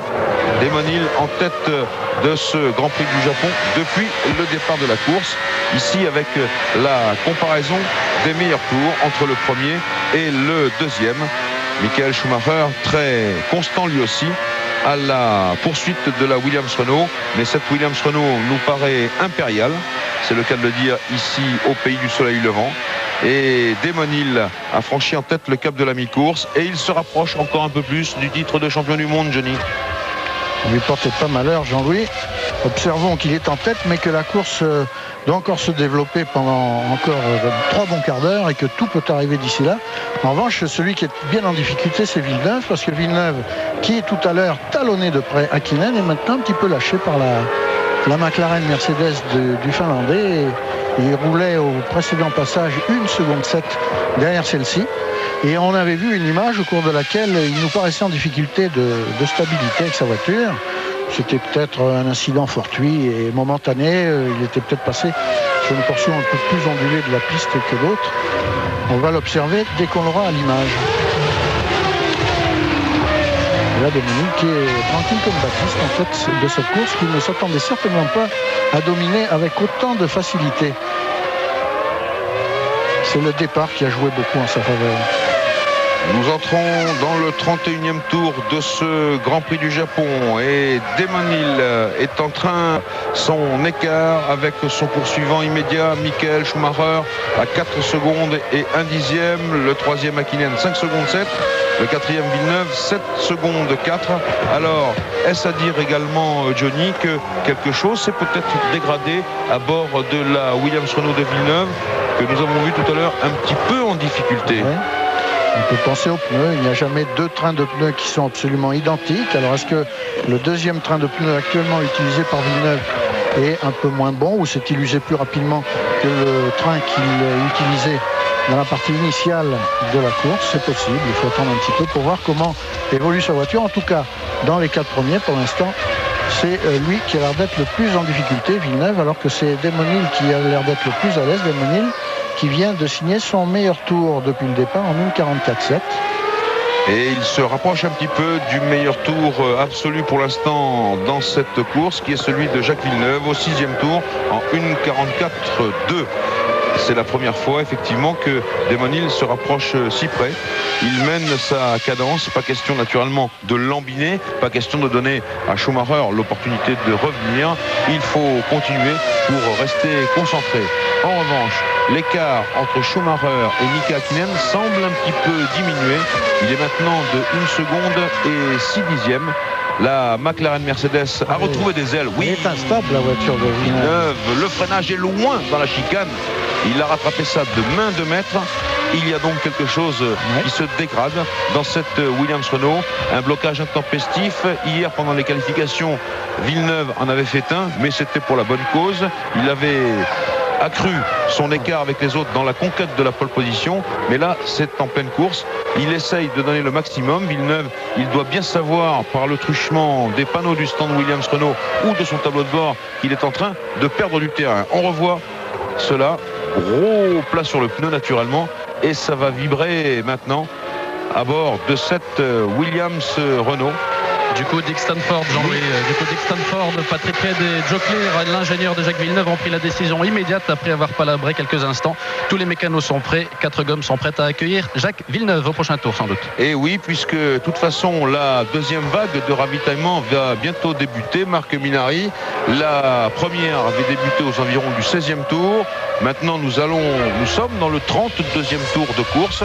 Ça fait à peu près les 3 quarts et par conséquent, les 2 tiers, et par conséquent, Villeneuve va devoir s'arrêter, mais il est important de le faire le plus vite possible en raison du blocage de frein et du gros plat sur le pneu qu'il doit y avoir sur le pneu de cette Williams Renault du petit Québécois qui perd du terrain alors qu'il est en 4e position et qui perd également son pari de devenir champion du monde la première année de sa carrière en Formule 1. On le surveille ici. Villeneuve s'était arrêté au 14e tour pour son premier changement de pneu. Là, on en est au 32e, c'est-à-dire qu'il aura effectué... Il y va, Johnny, il y va. 18 tours avec ce train-là. Il arrive, Marc Minari. Oui, de même que Schumacher et Häkkinen, il va y avoir du monde dans les stands. Voici Schumacher, voici Häkkinen. Jacques Villeneuve, lui, est toujours dans la ligne. Apparemment, on ne va pas changer les eaux avant.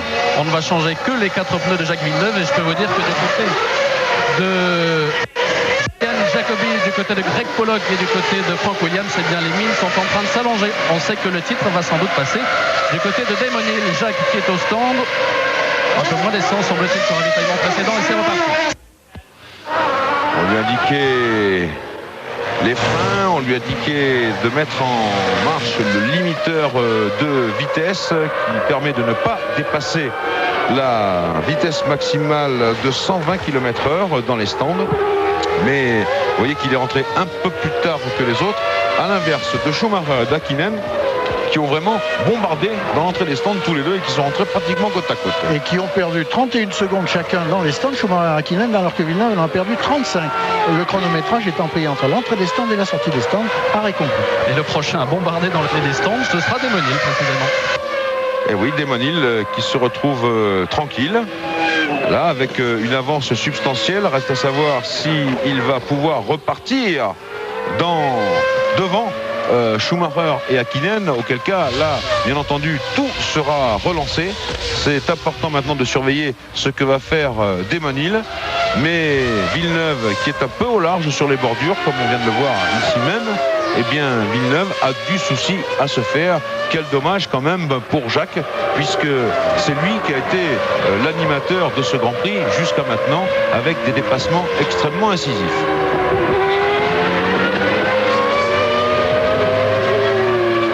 Nous sommes dans le 34e tour de course et le classement, alors qu'on attend derrière Hill, Schumacher et Häkkinen qui ont stoppé au stand.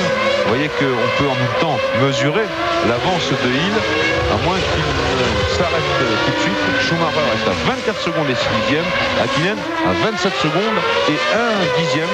Il faut que Hill reprenne encore un petit peu de champ, puisqu'on a vu qu'un bon arrêt, c'était 31 secondes au stand. Alors que là, c'est Eddie Irvine qui repart, 8 secondes 1 pour Irvine. Ça veut dire qu'il ira au bout de la course comme cela. Damon Hill un petit peu gêné, Johnny. Je crois avoir vu, et oui, une arrose. Il ne faut pas qu'il perde de temps, Damon. Là, c'est très important. Très important, car ici, ça peut se jouer en ce moment sous nos yeux. Il faut que Damon continue d'accroître son avance pour, au moment de son arrêt, pouvoir repartir devant Schumacher et Häkkinen. Il faut absolument qu'il aille au plus vite, alors qu'il tombe mal là. Il tombe sur Rosset, qui est le plus lent du peloton. Schumacher et Häkkinen qui ont l'avantage sur lui actuellement de rouler en pneus neufs, donc plus rapidement intrinsèquement que Damon Hill lui-même. On a vu que son avance sur Schumacher est 25 secondes. Comme Schumacher a laissé 31 secondes dans les stands, si Damon Hill en laisse autant, le voilà qui rentre, Damon Hill. Attention. S'il laisse lui aussi 31 secondes dans les stands, eh bien il repartira derrière ses adversaires directs. Attention, c'est le tournant de ce Grand Prix du Japon dans le 34e tour, avec Damon Hill dans les stands pour son deuxième ravitaillement. Et il faut qu'il reparte devant Schumacher et Häkkinen. Pour gagner. Oui, pour gagner, mais il ne veut pas avoir à se battre contre eux pour la victoire. Il a fait un arrêt extrêmement court. Le chrono n'a pas démarré. Le mien, oui, 7 secondes et 5 dixièmes. Et là, Schumacher dévale la ligne droite au moment où Damon Hill va sans doute sortir des stands. On le voit. Il est devant. Il est sorti juste devant. Arrêt éclair. Bien pour Damon Hill. Bien, très bien. Il est reparti juste devant Schumacher. C'est des difficultés en moins, il faut bien le dire. Alors on va attendre le tour suivant, alors que Villeneuve établit le meilleur tour en course, 1,44,043 à près de 203 km/h de moyenne. C'est écrit sur votre écran. Ah, il a eu chaud, Damon Hill, il a eu extrêmement chaud, mais le stand Williams s'est bien débrouillé et Damon a pu repartir sous le nez et la barbe de Michael Schumacher.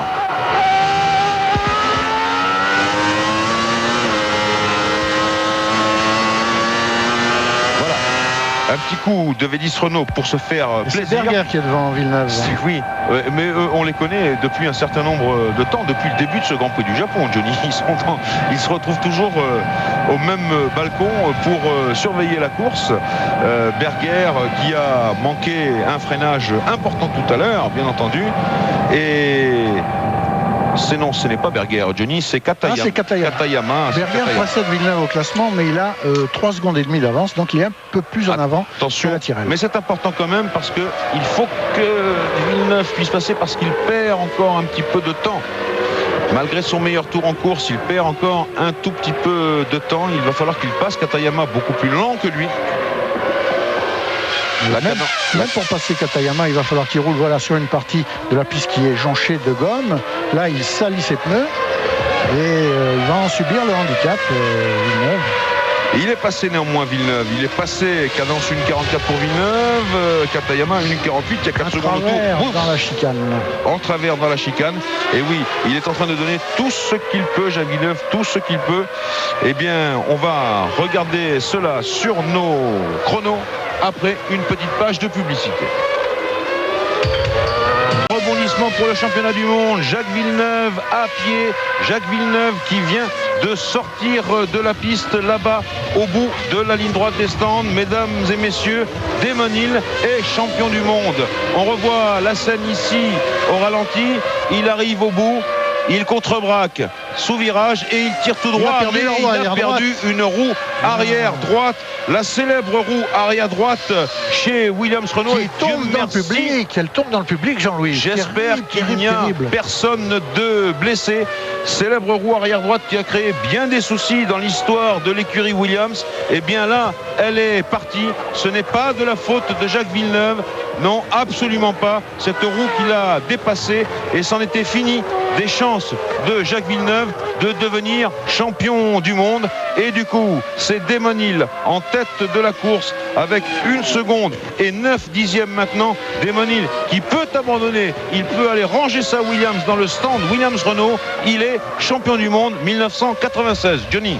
Eh bien, le fait que cette roue se soit détachée est assez surprenant parce que Villeneuve ne quittait pas son stand quand on a changé son deuxième train de pneus. Il s'est arrêté au 32e tour et là, l'accident s'est produit au début du 37e. Il avait couvert 4 tours complets avant que la roue se détache. Et voilà ce qui s'est produit pour le pauvre Jacques Villeneuve qui s'est trouvé dans une situation extrêmement tendue, vous pouvez l'imaginer, sur 3 roues pour aborder cette courbe. Je vous le dis, 6e à plus de 300 km/h, freinage 5e, 245 km/h. Eh bien, il a eu chaud, Villeneuve, il s'en est bien tiré, Dieu merci pour lui. Et Damon Hill est par conséquent en tête du Grand Prix, ça depuis le départ. Mais Damon Hill n'a plus d'adversaire pour le titre de champion du monde. Il est là sous vos yeux, le nouveau champion du monde, le 47e champion du monde de l'histoire dans ce Grand Prix du Japon qui se poursuit avec Hill dans le 39e tour alors qu'apparaît le classement du 38e devant Schumacher à 2 secondes et 5 dixièmes. Le 3e est Hakkinen à 4 secondes de Hill. Le 4e est Irvine à 27 secondes. Le 5e Berger à 28 secondes et le 6e Brundle sur sa Jordan Peugeot à 51 secondes. La suite du classement: Frentzen, Panis, Barrichello, Herbert, Coulthard, Verstappen, Villeneuve, Katayama, Lamy et Rosset. Marc Minardi, une information dans les stands peut-être? Non, pas de Marc Minardi, alors qu'il y a une voiture qui est entrée avec un moteur qui a explosé là-bas au bout des stands. Et je me demande si ce n'est pas le moteur d'une Tyrrell Yamaha. On en saura un peu plus tout à l'heure. Voilà donc un rebondissement absolument mirifique et qui permet à Damon Hill d'être champion du monde dès maintenant. Oui, bon, c'est... Oui, alors ce ne sera pas une information, c'est la réaction de Craig Pollock, le manager de Jacques Villeneuve. Il ne pouvait rien faire, Jacques, il fait une course extraordinaire, il perd une roue un peu après la mi-course. Première chose, je suis très content qu'avec ce qui s'est passé, qu'il n'y a rien qui s'est passé à Jacques. Damon est en train de faire une très très bonne course et puis on voit très bien qu'il a gagné le championnat et j'aimerais bien féliciter Damon et puis je suis surtout très content que rien ne s'est passé à Jacques. Vous avez dit avec Jacques depuis le début de saison, nous on est là pour le sport. Vous êtes beau joueur dans la défaite.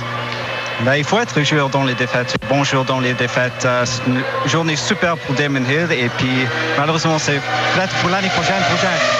Une saison extraordinaire quand même pour Jacques, pour sa première année en Formule 1. Pardon, je l'ai entendu. Une première saison extraordinaire pour Jacques en Formule 1. Je pense qu'il a très très bien fait dans la première saison et puis il faut essayer de faire mieux la deuxième saison. Merci Craig. Et oui, une extraordinaire saison, première saison pour Jacques Villeneuve.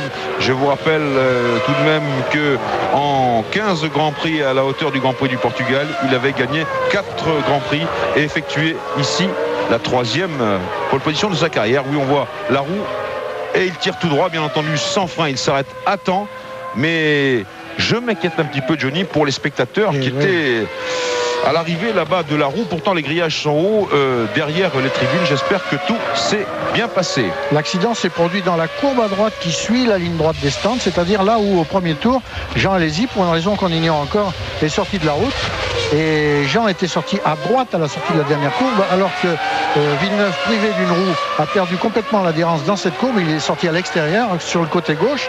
La roue arrière droite de sa Williams l'a dépassé, a rebondi par-dessus les grillages qui sont pourtant très hauts, les grillages de protection du public, mais la roue a rebondi, l'effet de ballon des pneus a joué et la roue est tombée dans les gradins et on a aperçu, on a entrevu les spectateurs s'écarter, ils ont vu la roue arriver vers eux, ils étaient très attentifs à ce qui se passait, ils se sont écartés et j'espère que personne n'a été touché par cette roue.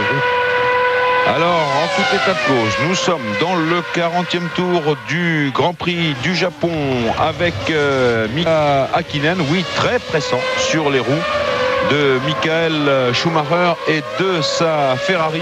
Mais pour l'instant, si le pari est gagné pour Damon Hill et sa Williams Renault, alors qu'il reste 12 tours, eh bien on peut dire que le pari est aussi gagné pour Ferrari devant Benetton Renault au classement du championnat du monde des constructeurs. Il y avait un point d'écart entre les deux écuries et voilà que c'est fini. Tête à queue d'Irvine. Je n'ai pas bien vu Johnny, mais il est arrêté, avec Berger, je crois. Il est arrêté à la chicane. Et donc la voiture est assez mal placée. Je vois les commissaires là-bas courir de tous les côtés. Irvine qui va essayer, qui va refixer son volant. Ça c'est le règlement. Elle est au point mort la voiture. Il va pouvoir la pousser. Attention, elle est mal placée. Jean-Louis, vous profitez après avoir parlé du pari gagné de Damon Hill avec Greg Pollock, le faire avec Jamie McCallum. C'est lui le manager de Damon. Il va s'exprimer en français un petit peu. Ça y est, c'est fait. Damon est champion du monde, Jamie. Oui, c'est formidable, mais je ne peux pas trouver les mots pour expliquer mes émotions maintenant. Il a travaillé très dur pour 15 ans. Le son n'est pas... Marc Minardi, le son n'est pas bon. Nous avons compris... Tout le monde sont très très contents et tout le monde dans l'écurie Damon Hill, tout le monde pleut à ce moment maintenant. Et oui, on comprend je ne sais pas, j'espère maintenant qu'il gagne cette course. Et aussi je suis triste pour Jacques parce que Jacques a fait une belle course et c'est très excité pour toute cette course maintenant et j'espère maintenant qu'il gagne cette course. Je répète mes mots maintenant. Bon, assez. Bravo, merci Marc. Alors qu'on a revu au ralenti et sous tous les angles pourquoi Eddie Irvine était parti en tête à queue à la suite d'une attaque de Gerhard Berger. Elle était mieux que celle de tout à l'heure. Oui, il n'a pas de réussite dans ses attaques aujourd'hui. Berger, au même endroit qu'il avait fusillé son capot avant en attaquant Damon Hill. Voilà l'accrochage exactement tel qu'il s'est passé. Pas de chance, vous disiez Johnny, sur cette attaque une nouvelle fois pour Berger. Il continue sa route, Berger. Il est en 4e position maintenant, alors que Mika Häkkinen est en train de se rapprocher de Michael Schumacher. Ce qui veut dire que pour l'instant, il nous reste une Ferrari et une Benetton Renault. Je rappelle le classement du championnat du monde des constructeurs derrière Williams Renault, vainqueur depuis longtemps. Benetton Renault 65 points, Ferrari 64 points. Il ne faudrait pas qu'il y ait des problèmes là pour Schumacher, car Benetton Renault conserverait la deuxième place, Johnny, du classement des constructeurs. Villeneuve, lui, rentre à pied. Villeneuve, qui n'est pas l'homme qui est vaincu ici, il a été obligé de se battre contre sa machine qui, je vous le rappelle, a perdu une roue. En tout cas, Damon Hill a 4 secondes d'avance maintenant, presque ronde, sur Michael Schumacher. Je vais aussi m'adresser à tous les supporters du sport automobile qui se rappellent sans doute que Graham Hill a été champion du monde pour la deuxième fois il y a 28 ans. C'est donc une sorte d'anniversaire aujourd'hui, 28 ans après. Le fils, et ça c'est unique dans les annales, Johnny, le fils Damon Hill est devenu champion du monde ici à Suzuka. Qu'il gagne la course ou qu'il ne gagne pas la course, Damon Hill sera donc champion du monde. Reste à savoir si maintenant il va réussir à conserver sa motivation pour gagner ce Grand Prix du Japon, ou bien si le fait de savoir qu'il est en toute certitude champion du monde 1996 des pilotes de Formule 1 va un petit peu couper son enthousiasme à Damon Hill, qu'il va revenir sous la pression de Schumacher et Häkkinen qui se battent avec acharnement non loin de lui, puisqu'ils sont à 4 secondes derrière Damon Hill, et au cas où il soit rejoint par la Ferrari et par la McLaren, on verra si Damon Hill est en mesure de leur résister ou bien s'il assurera un résultat pour marquer des points supplémentaires simplement et parachever son titre 1996. Il reste 10 tours de ce Grand Prix de Japon, 10 tours avec Damon Hill et 3 secondes, 9 dixièmes d'avance sur Schumacher et Häkkinen que voici. Et vous remarquerez là aussi que la caméra de Mika Häkkinen, la caméra embarquée, a tendance à vibrer également. C'est dire que les problèmes de vibration sur ce circuit de Suzuka n'ont pas été totalement résolus chez McLaren Mercedes. En tout cas, Häkkinen, il est maintenant dans la fourchette des 6 à 9 dixièmes derrière Schumacher. Schumacher qui a intérêt à cravacher.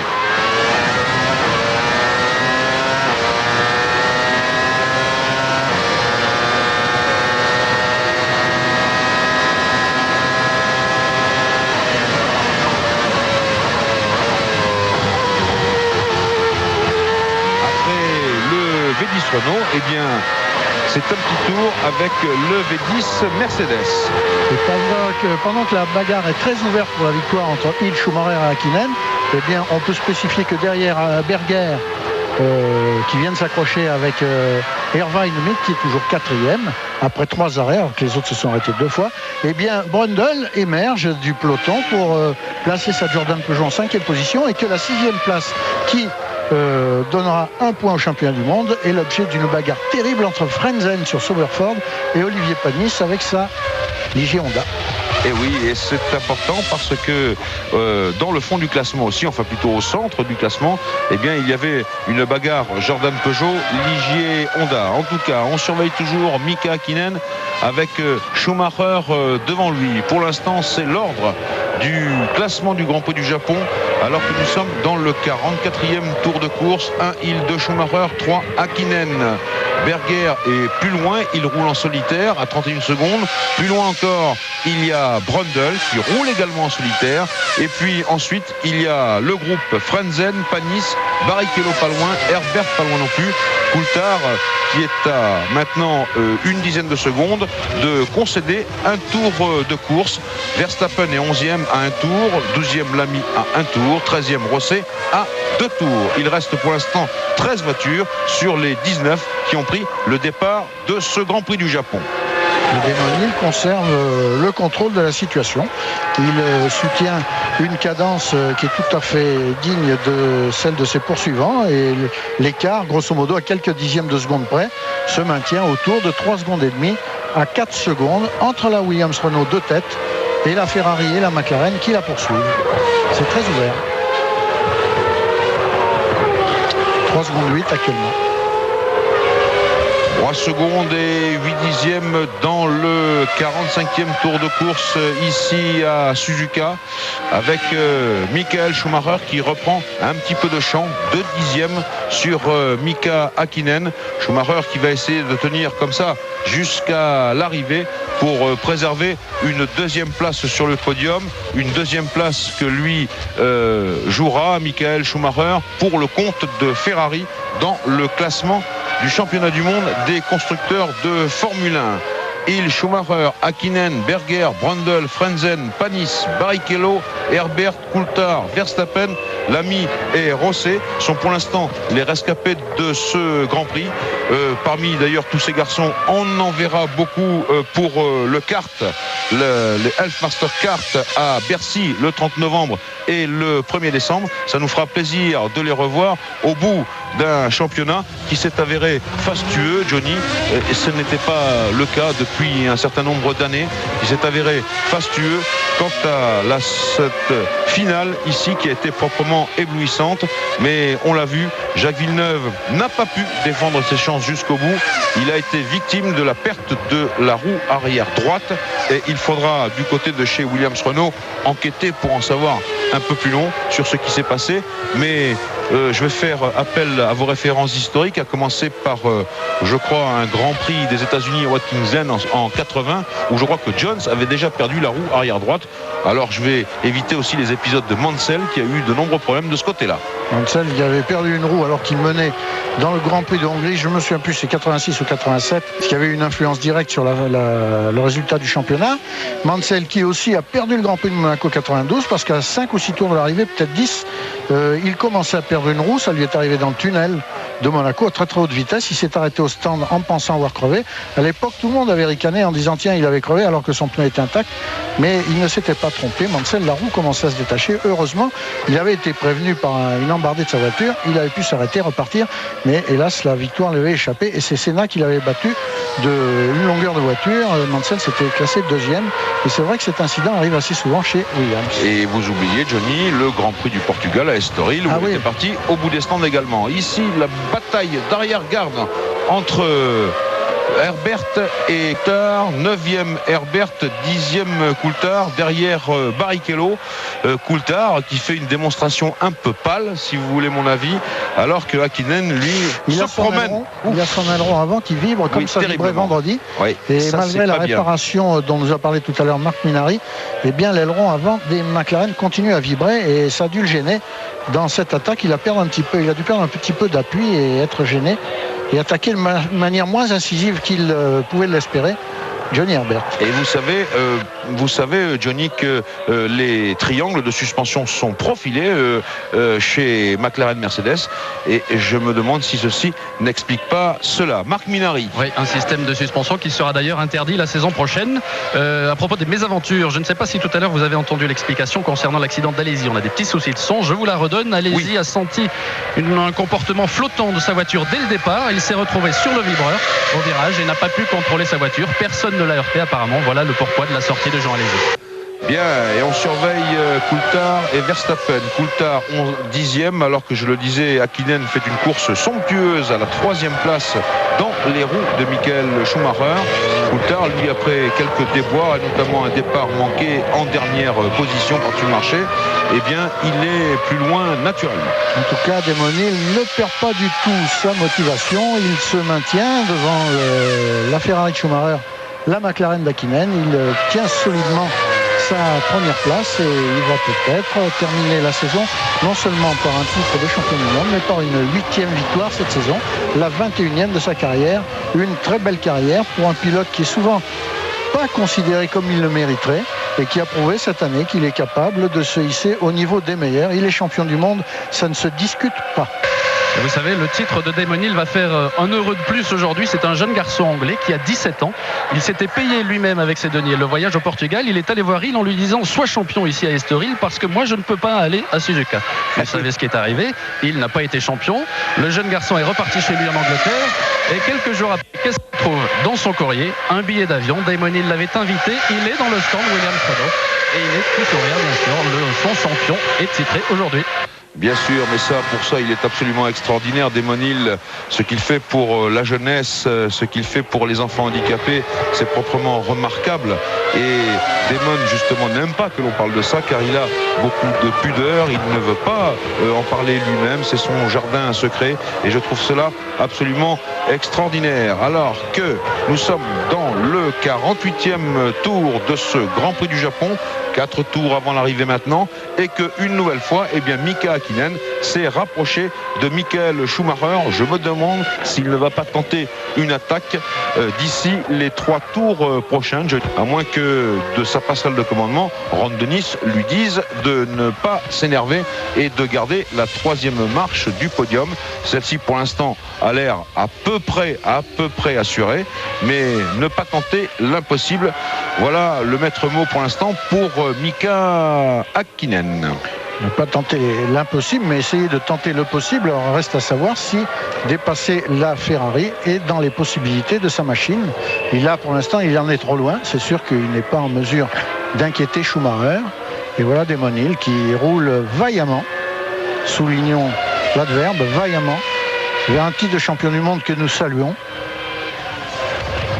Damon Hill méritait ce titre de champion du monde, et Jacques Villeneuve, qui a été l'auteur d'une saison absolument magnifique, ne doit avoir absolument aucun regret. Il a été splendide, il a 25 ans, il a bien le temps de se rattraper et d'enchaîner les titres de champion du monde. Peut-être le sera-t-il plusieurs fois, comme l'ont été avant lui des grands champions de l'histoire de la course, Senna, Prost, pour citer les derniers. Piquet et Niki Lauda avant. Bien sûr. Il a l'étoffe des grands champions. Et Schumacher, bien sûr. Bien entendu. Vous parliez de Damon Hill, Johnny. Sachez que cette année, il a remporté 7 victoires. Ceci pourrait être la 8e et en tout cas la 21e victoire de sa carrière. Il en tête du Grand Prix du Japon dans le 49e tour de course, avec 6 secondes et 1/10 d'avance sur Schumacher et Häkkinen, avec Schumacher qui s'est un petit peu éloigné à nouveau. 3 dixièmes, c'est vraiment très peu.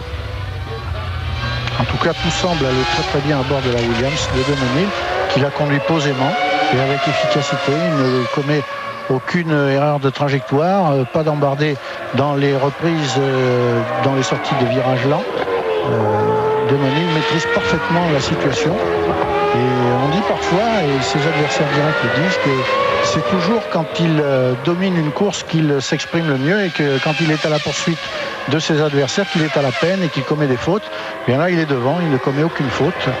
Il aura mené de bout en bout ce Grand Prix du Japon. Damon Hill, il reste encore 4 tours à couvrir, croisant les doigts pour ne pas lui porter malchance. Bientôt 3 tours seulement. 3 tours seulement et bientôt 2, Johnny.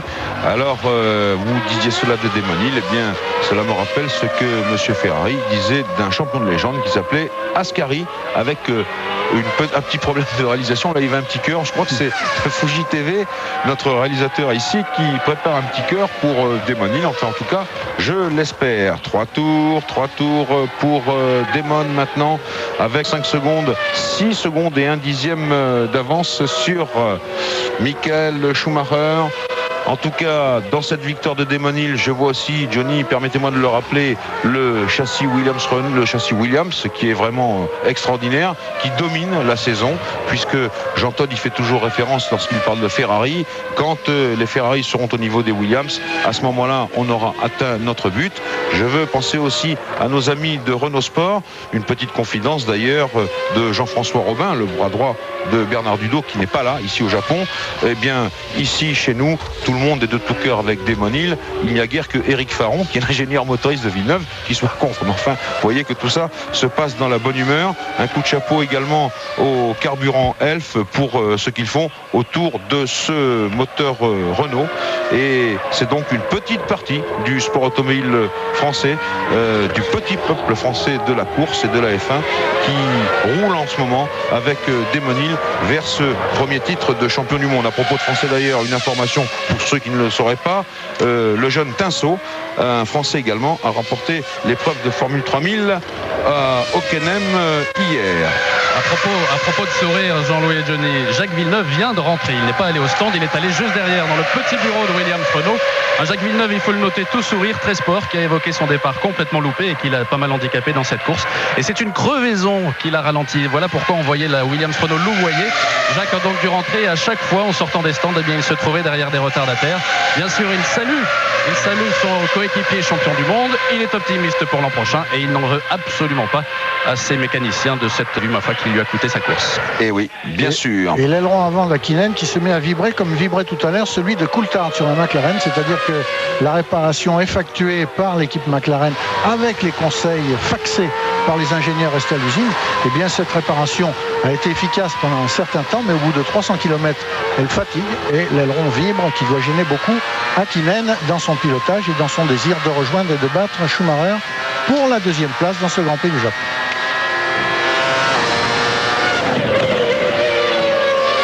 Schumacher deuxième, Hakkinen troisième, alors que nous sommes maintenant à une dizaine de kilomètres de l'arrivée du Grand Prix du Japon.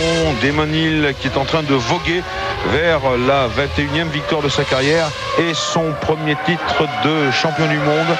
C'est beau pour Damon, que tout le monde considère comme le grand sportif de ce plateau de la Formule 1, ce vrai gentleman driver tel qu'on l'imagine toujours en Grande-Bretagne. Et j'imagine aussi la liesse de toute l'île du Royaume-Uni en train de regarder un champion du monde britannique en train de conquérir sa couronne. Avec un panache formidable puisqu'il mène ce Grand Prix, qu'il est sur le point de gagner ce Grand Prix. Il n'a plus qu'un tour à accomplir, un seul tour pour Damon Hill avant sa 8e victoire de la saison et son titre de champion du monde. Il va saluer ce mécanicien, il a changé de trajectoire, il est passé au Allez, Johnny, le dernier tour. Dernier tour pour Damon Hill, champion du monde 1996. J'espère que Michael Schumacher, autre très grand champion, ira le saluer comme il convient. Schumacher qui est deuxième et qui va sans doute le rejoindre sur le podium avec Mika Hakkinen au bout d'un Grand Prix du Japon qui a tenu toutes ses promesses. Le dernier enchaînement pour Damon Hill maintenant, avant de bientôt passer sous le tunnel, puisque Suzuka en présente un. C'est rarissime, c'est même le seul exemple d'un circuit de Formule 1. Toute l'équipe, regardez, ils ont revêtu les casquettes du London Rowing Club, qui était la couleur du casque, les couleurs du casque de Graham Hill, le père. 28 ans plus tard, ce même casque triomphe au championnat du monde de Formule 1. Damon Hill, au bout de cette saison extraordinaire, 8 victoires sur 16 Grands Prix. Damon, World Champion, mais oui, bien sûr. Sa femme. Et oui, Georgie. Et il arrive dans quelques instants maintenant, alors que, bien sûr, la foule va le saluer comme il se doit. Damon Hill qui va se rapprocher, bientôt le dernier passage dans la chicane. Le voici, il a été impérial jusqu'au bout. Deuxième, troisième vitesse à laisser gagner. À laisser gagner. Il ne peut plus rien lui arriver. Et Michael Schumacher s'est rapproché. Damon Hill, champion du monde 1996. Michael Schumacher, deuxième. Mika Hakkinen, troisième. Vraiment beaucoup d'émotions ici. Mais oui, je le comprends, Damon Hill. Il doit savourer cela pour lui tout seul. Ils sont passés devant, les deux belligérants de la deuxième place et de la troisième place. Damon, vainqueur du Grand Prix du Japon, avec Georgie qui tient ce panneau. Un sourire magnifique de la femme du nouveau champion du monde qui, j'espère, va être élevé à la plus grande dignité dans le royaume d'Angleterre. Il mérite cela, Damon, au bout d'une saison très brillante et qui voit le couronnement d'un très très grand sportif. Jamais un mot de travers, jamais un geste déplacé. Vraiment un très très bon champion. Marc Minardi. On est Jacques Villeneuve. Jacques. Marc Minardi, on ne vous entend pas. On ne vous entend pas, Marc. Marc Minary, on ne vous entend pas. On est dans le tour final. Non, on ne vous entend pas. On est dans le tour final de Damon Hill qui salue la foule maintenant. Un tour d'honneur au ralenti. Et il a raison de le faire, Damon. Il savoure en même temps le dernier contact avec sa Williams-Renault, puisque l'an prochain, il ne sera plus dans cette équipe. Mais Tom Walkinshaw, le patron de TWR, avec Arrows et Yamaha, hérite du numéro 1 et du champion du monde dans ses rangs. Damon Hill, donc champion du monde à l'issue d'une course superbe, vainqueur du Grand Prix également, vainqueur du Grand Prix du Japon. Il va boucler son tour d'honneur et il l'a bien mérité. Et on va le retrouver dans quelques instants sur le podium.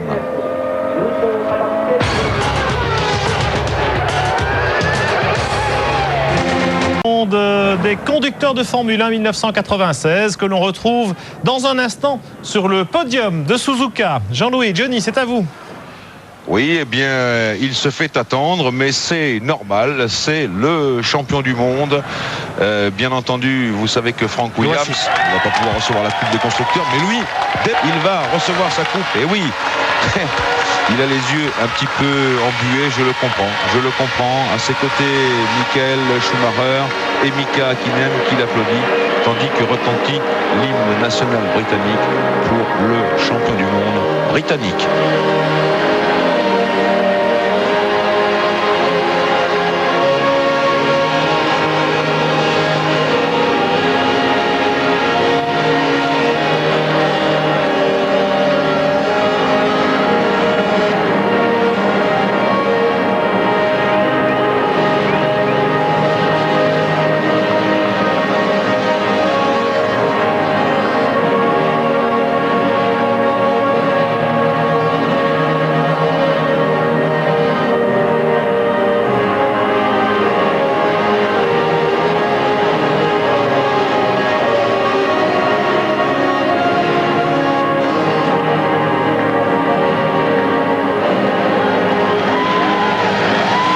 Très forte émotion naturellement, comme nous tous ici.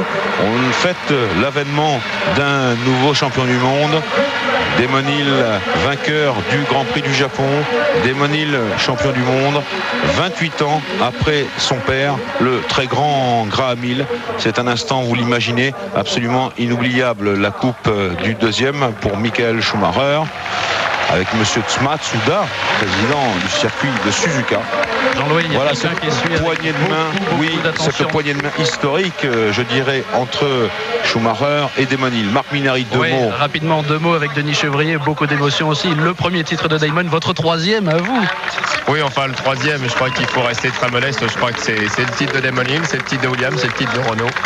C'est très bien comme ça. Et Damon Hill est ému, mais Denis Chevrier aussi. Oh que oui. Je les vois tous là-bas, nos amis de Renault Sport, ceux qui sont ici, ceux qui sont restés à Viry-Châtillon pour essayer de voir le triomphe de Damon Hill, alors que c'est la course des bulles à travers le podium. Et voyez qu'ils ne mégotent pas, ils ont raison. Damon Hill sera un beau champion du monde, Johnny. Magnifique. Magnifique. C'est un moment. Johnny est ému aussi, oui, bien sûr. Car on ne peut pas s'empêcher de faire référence à son père naturellement. Et là, le plus confortable de tous, c'est lui. Il a une raison d'avoir les yeux rougis, c'est le champagne qui l'a éclaboussé. Oui, bien sûr.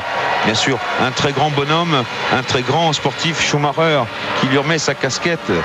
Très sympa également de la part de Schumacher, qui lui transmet symboliquement, naturellement, la couronne mondiale, alors que l'on entend l'ouverture de Carmen et que l'on voit la belle Georgie qui félicite son champion du monde de mari. C'est Adrian Newey qui a reçu la coupe des constructeurs pour le compte de l'écurie Williams-Renault. Damon Hill, Schumacher, Hakkinen, tous les trois sur le podium. Oui, il a raison. Un coup de champagne. Oui, bien sûr. Il a raison, Damon, alors qu'il se rend maintenant dans la salle des interviews et qu'on suit ici Georgie. Alors, je voudrais remercier ici toute l'équipe de TF1 qui nous a accompagnés durant les 16 Grands Prix de la saison 96. Merci à vous également, chers téléspectateurs. Et tout de suite, le résumé du Grand Prix du Japon avec Pierre Van Dyck. Au revoir à tous. Depuis la pole position, Jacques Villeneuve manque complètement son départ, au contraire de Desmenil. Ça se bouscule un petit peu dans le peloton au premier virage. Principale victime, Jean Alesi, mais plus de peur que de mal, heureusement. Bérésina pour Benetton avec cette touchette de Berger sur Hill. Plus incisif, Villeneuve passe Urvan à la chicane et remonte à la 4e place après les premiers ravitaillements. Un regroupement dans l'ordre Hill, Schumacher, Häkkinen, Villeneuve. Mais le Canadien bloque ses roues au freinage et il s'arrête une seconde fois en repartant toujours derrière Schumacher et Häkkinen. Un ravitaillement un peu long qui n'empêchera pas un incident spectaculaire entraînant l'abandon de Villeneuve après la perte de la roue arrière droite de sa Williams. Rien à faire, Jacques s'incline devant ce coup du sort et par conséquent, Desmenil est champion du monde à 20 tours de l'arrivée. C'est le dénouement d'une saison 96 finalement très disputée jusqu'au bout, même si il n'a jamais été inquiété pendant cette course à Suzuka. Bagarre dans les derniers tours entre Schumacher et Häkkinen pour la 2e place, le pilote allemand conservant cette 2e position du Grand Prix et la 3e au classement du championnat. Le drapeau à damier salue la 21e victoire de Desmenil, la 8e cette saison, celle qui lui offre enfin le titre de champion du monde des conducteurs de Formule 1. 28 ans après son père Graham Hill, puisque Desmenil est ainsi le premier champion de la seconde génération. Alors ça mérite évidemment qu'on s'y attarde, ça mérite un grand coup de chapeau. Graham Hill, Desmenil, tel père, tel fils, c'est l'histoire que nous conte maintenant Marc Minary en hommage au nouveau champion du monde. Champion du monde 1996, Desmenil. Comme en 62 et 68, papa, Graham.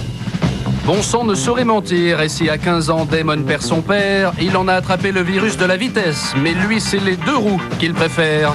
Le voici qui fait le coursier la semaine pour se payer sa course de week-end, mais maman Betty n'aime pas ça, et en bon fils Damon obéit, en route pour la monoplace.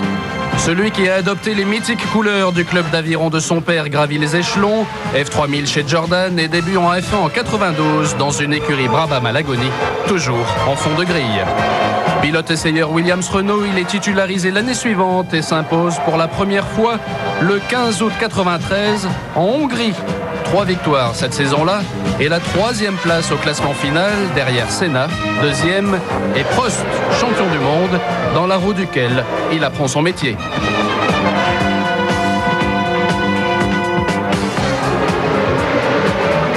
Après la retraite du Français et la disparition du Brésilien, le voici propulsé en 94 leader de l'écurie avec 6 victoires, dont l'Angleterre, que son père n'avait jamais emportée. Mais la Formule 1 s'est toujours nourrie de duels, de coups bas et de drames. Son adversaire à lui est allemand, s'appelle Schumacher et s'impose d'1 point pour le titre lors du dernier Grand Prix dans les rues d'Adélaïde.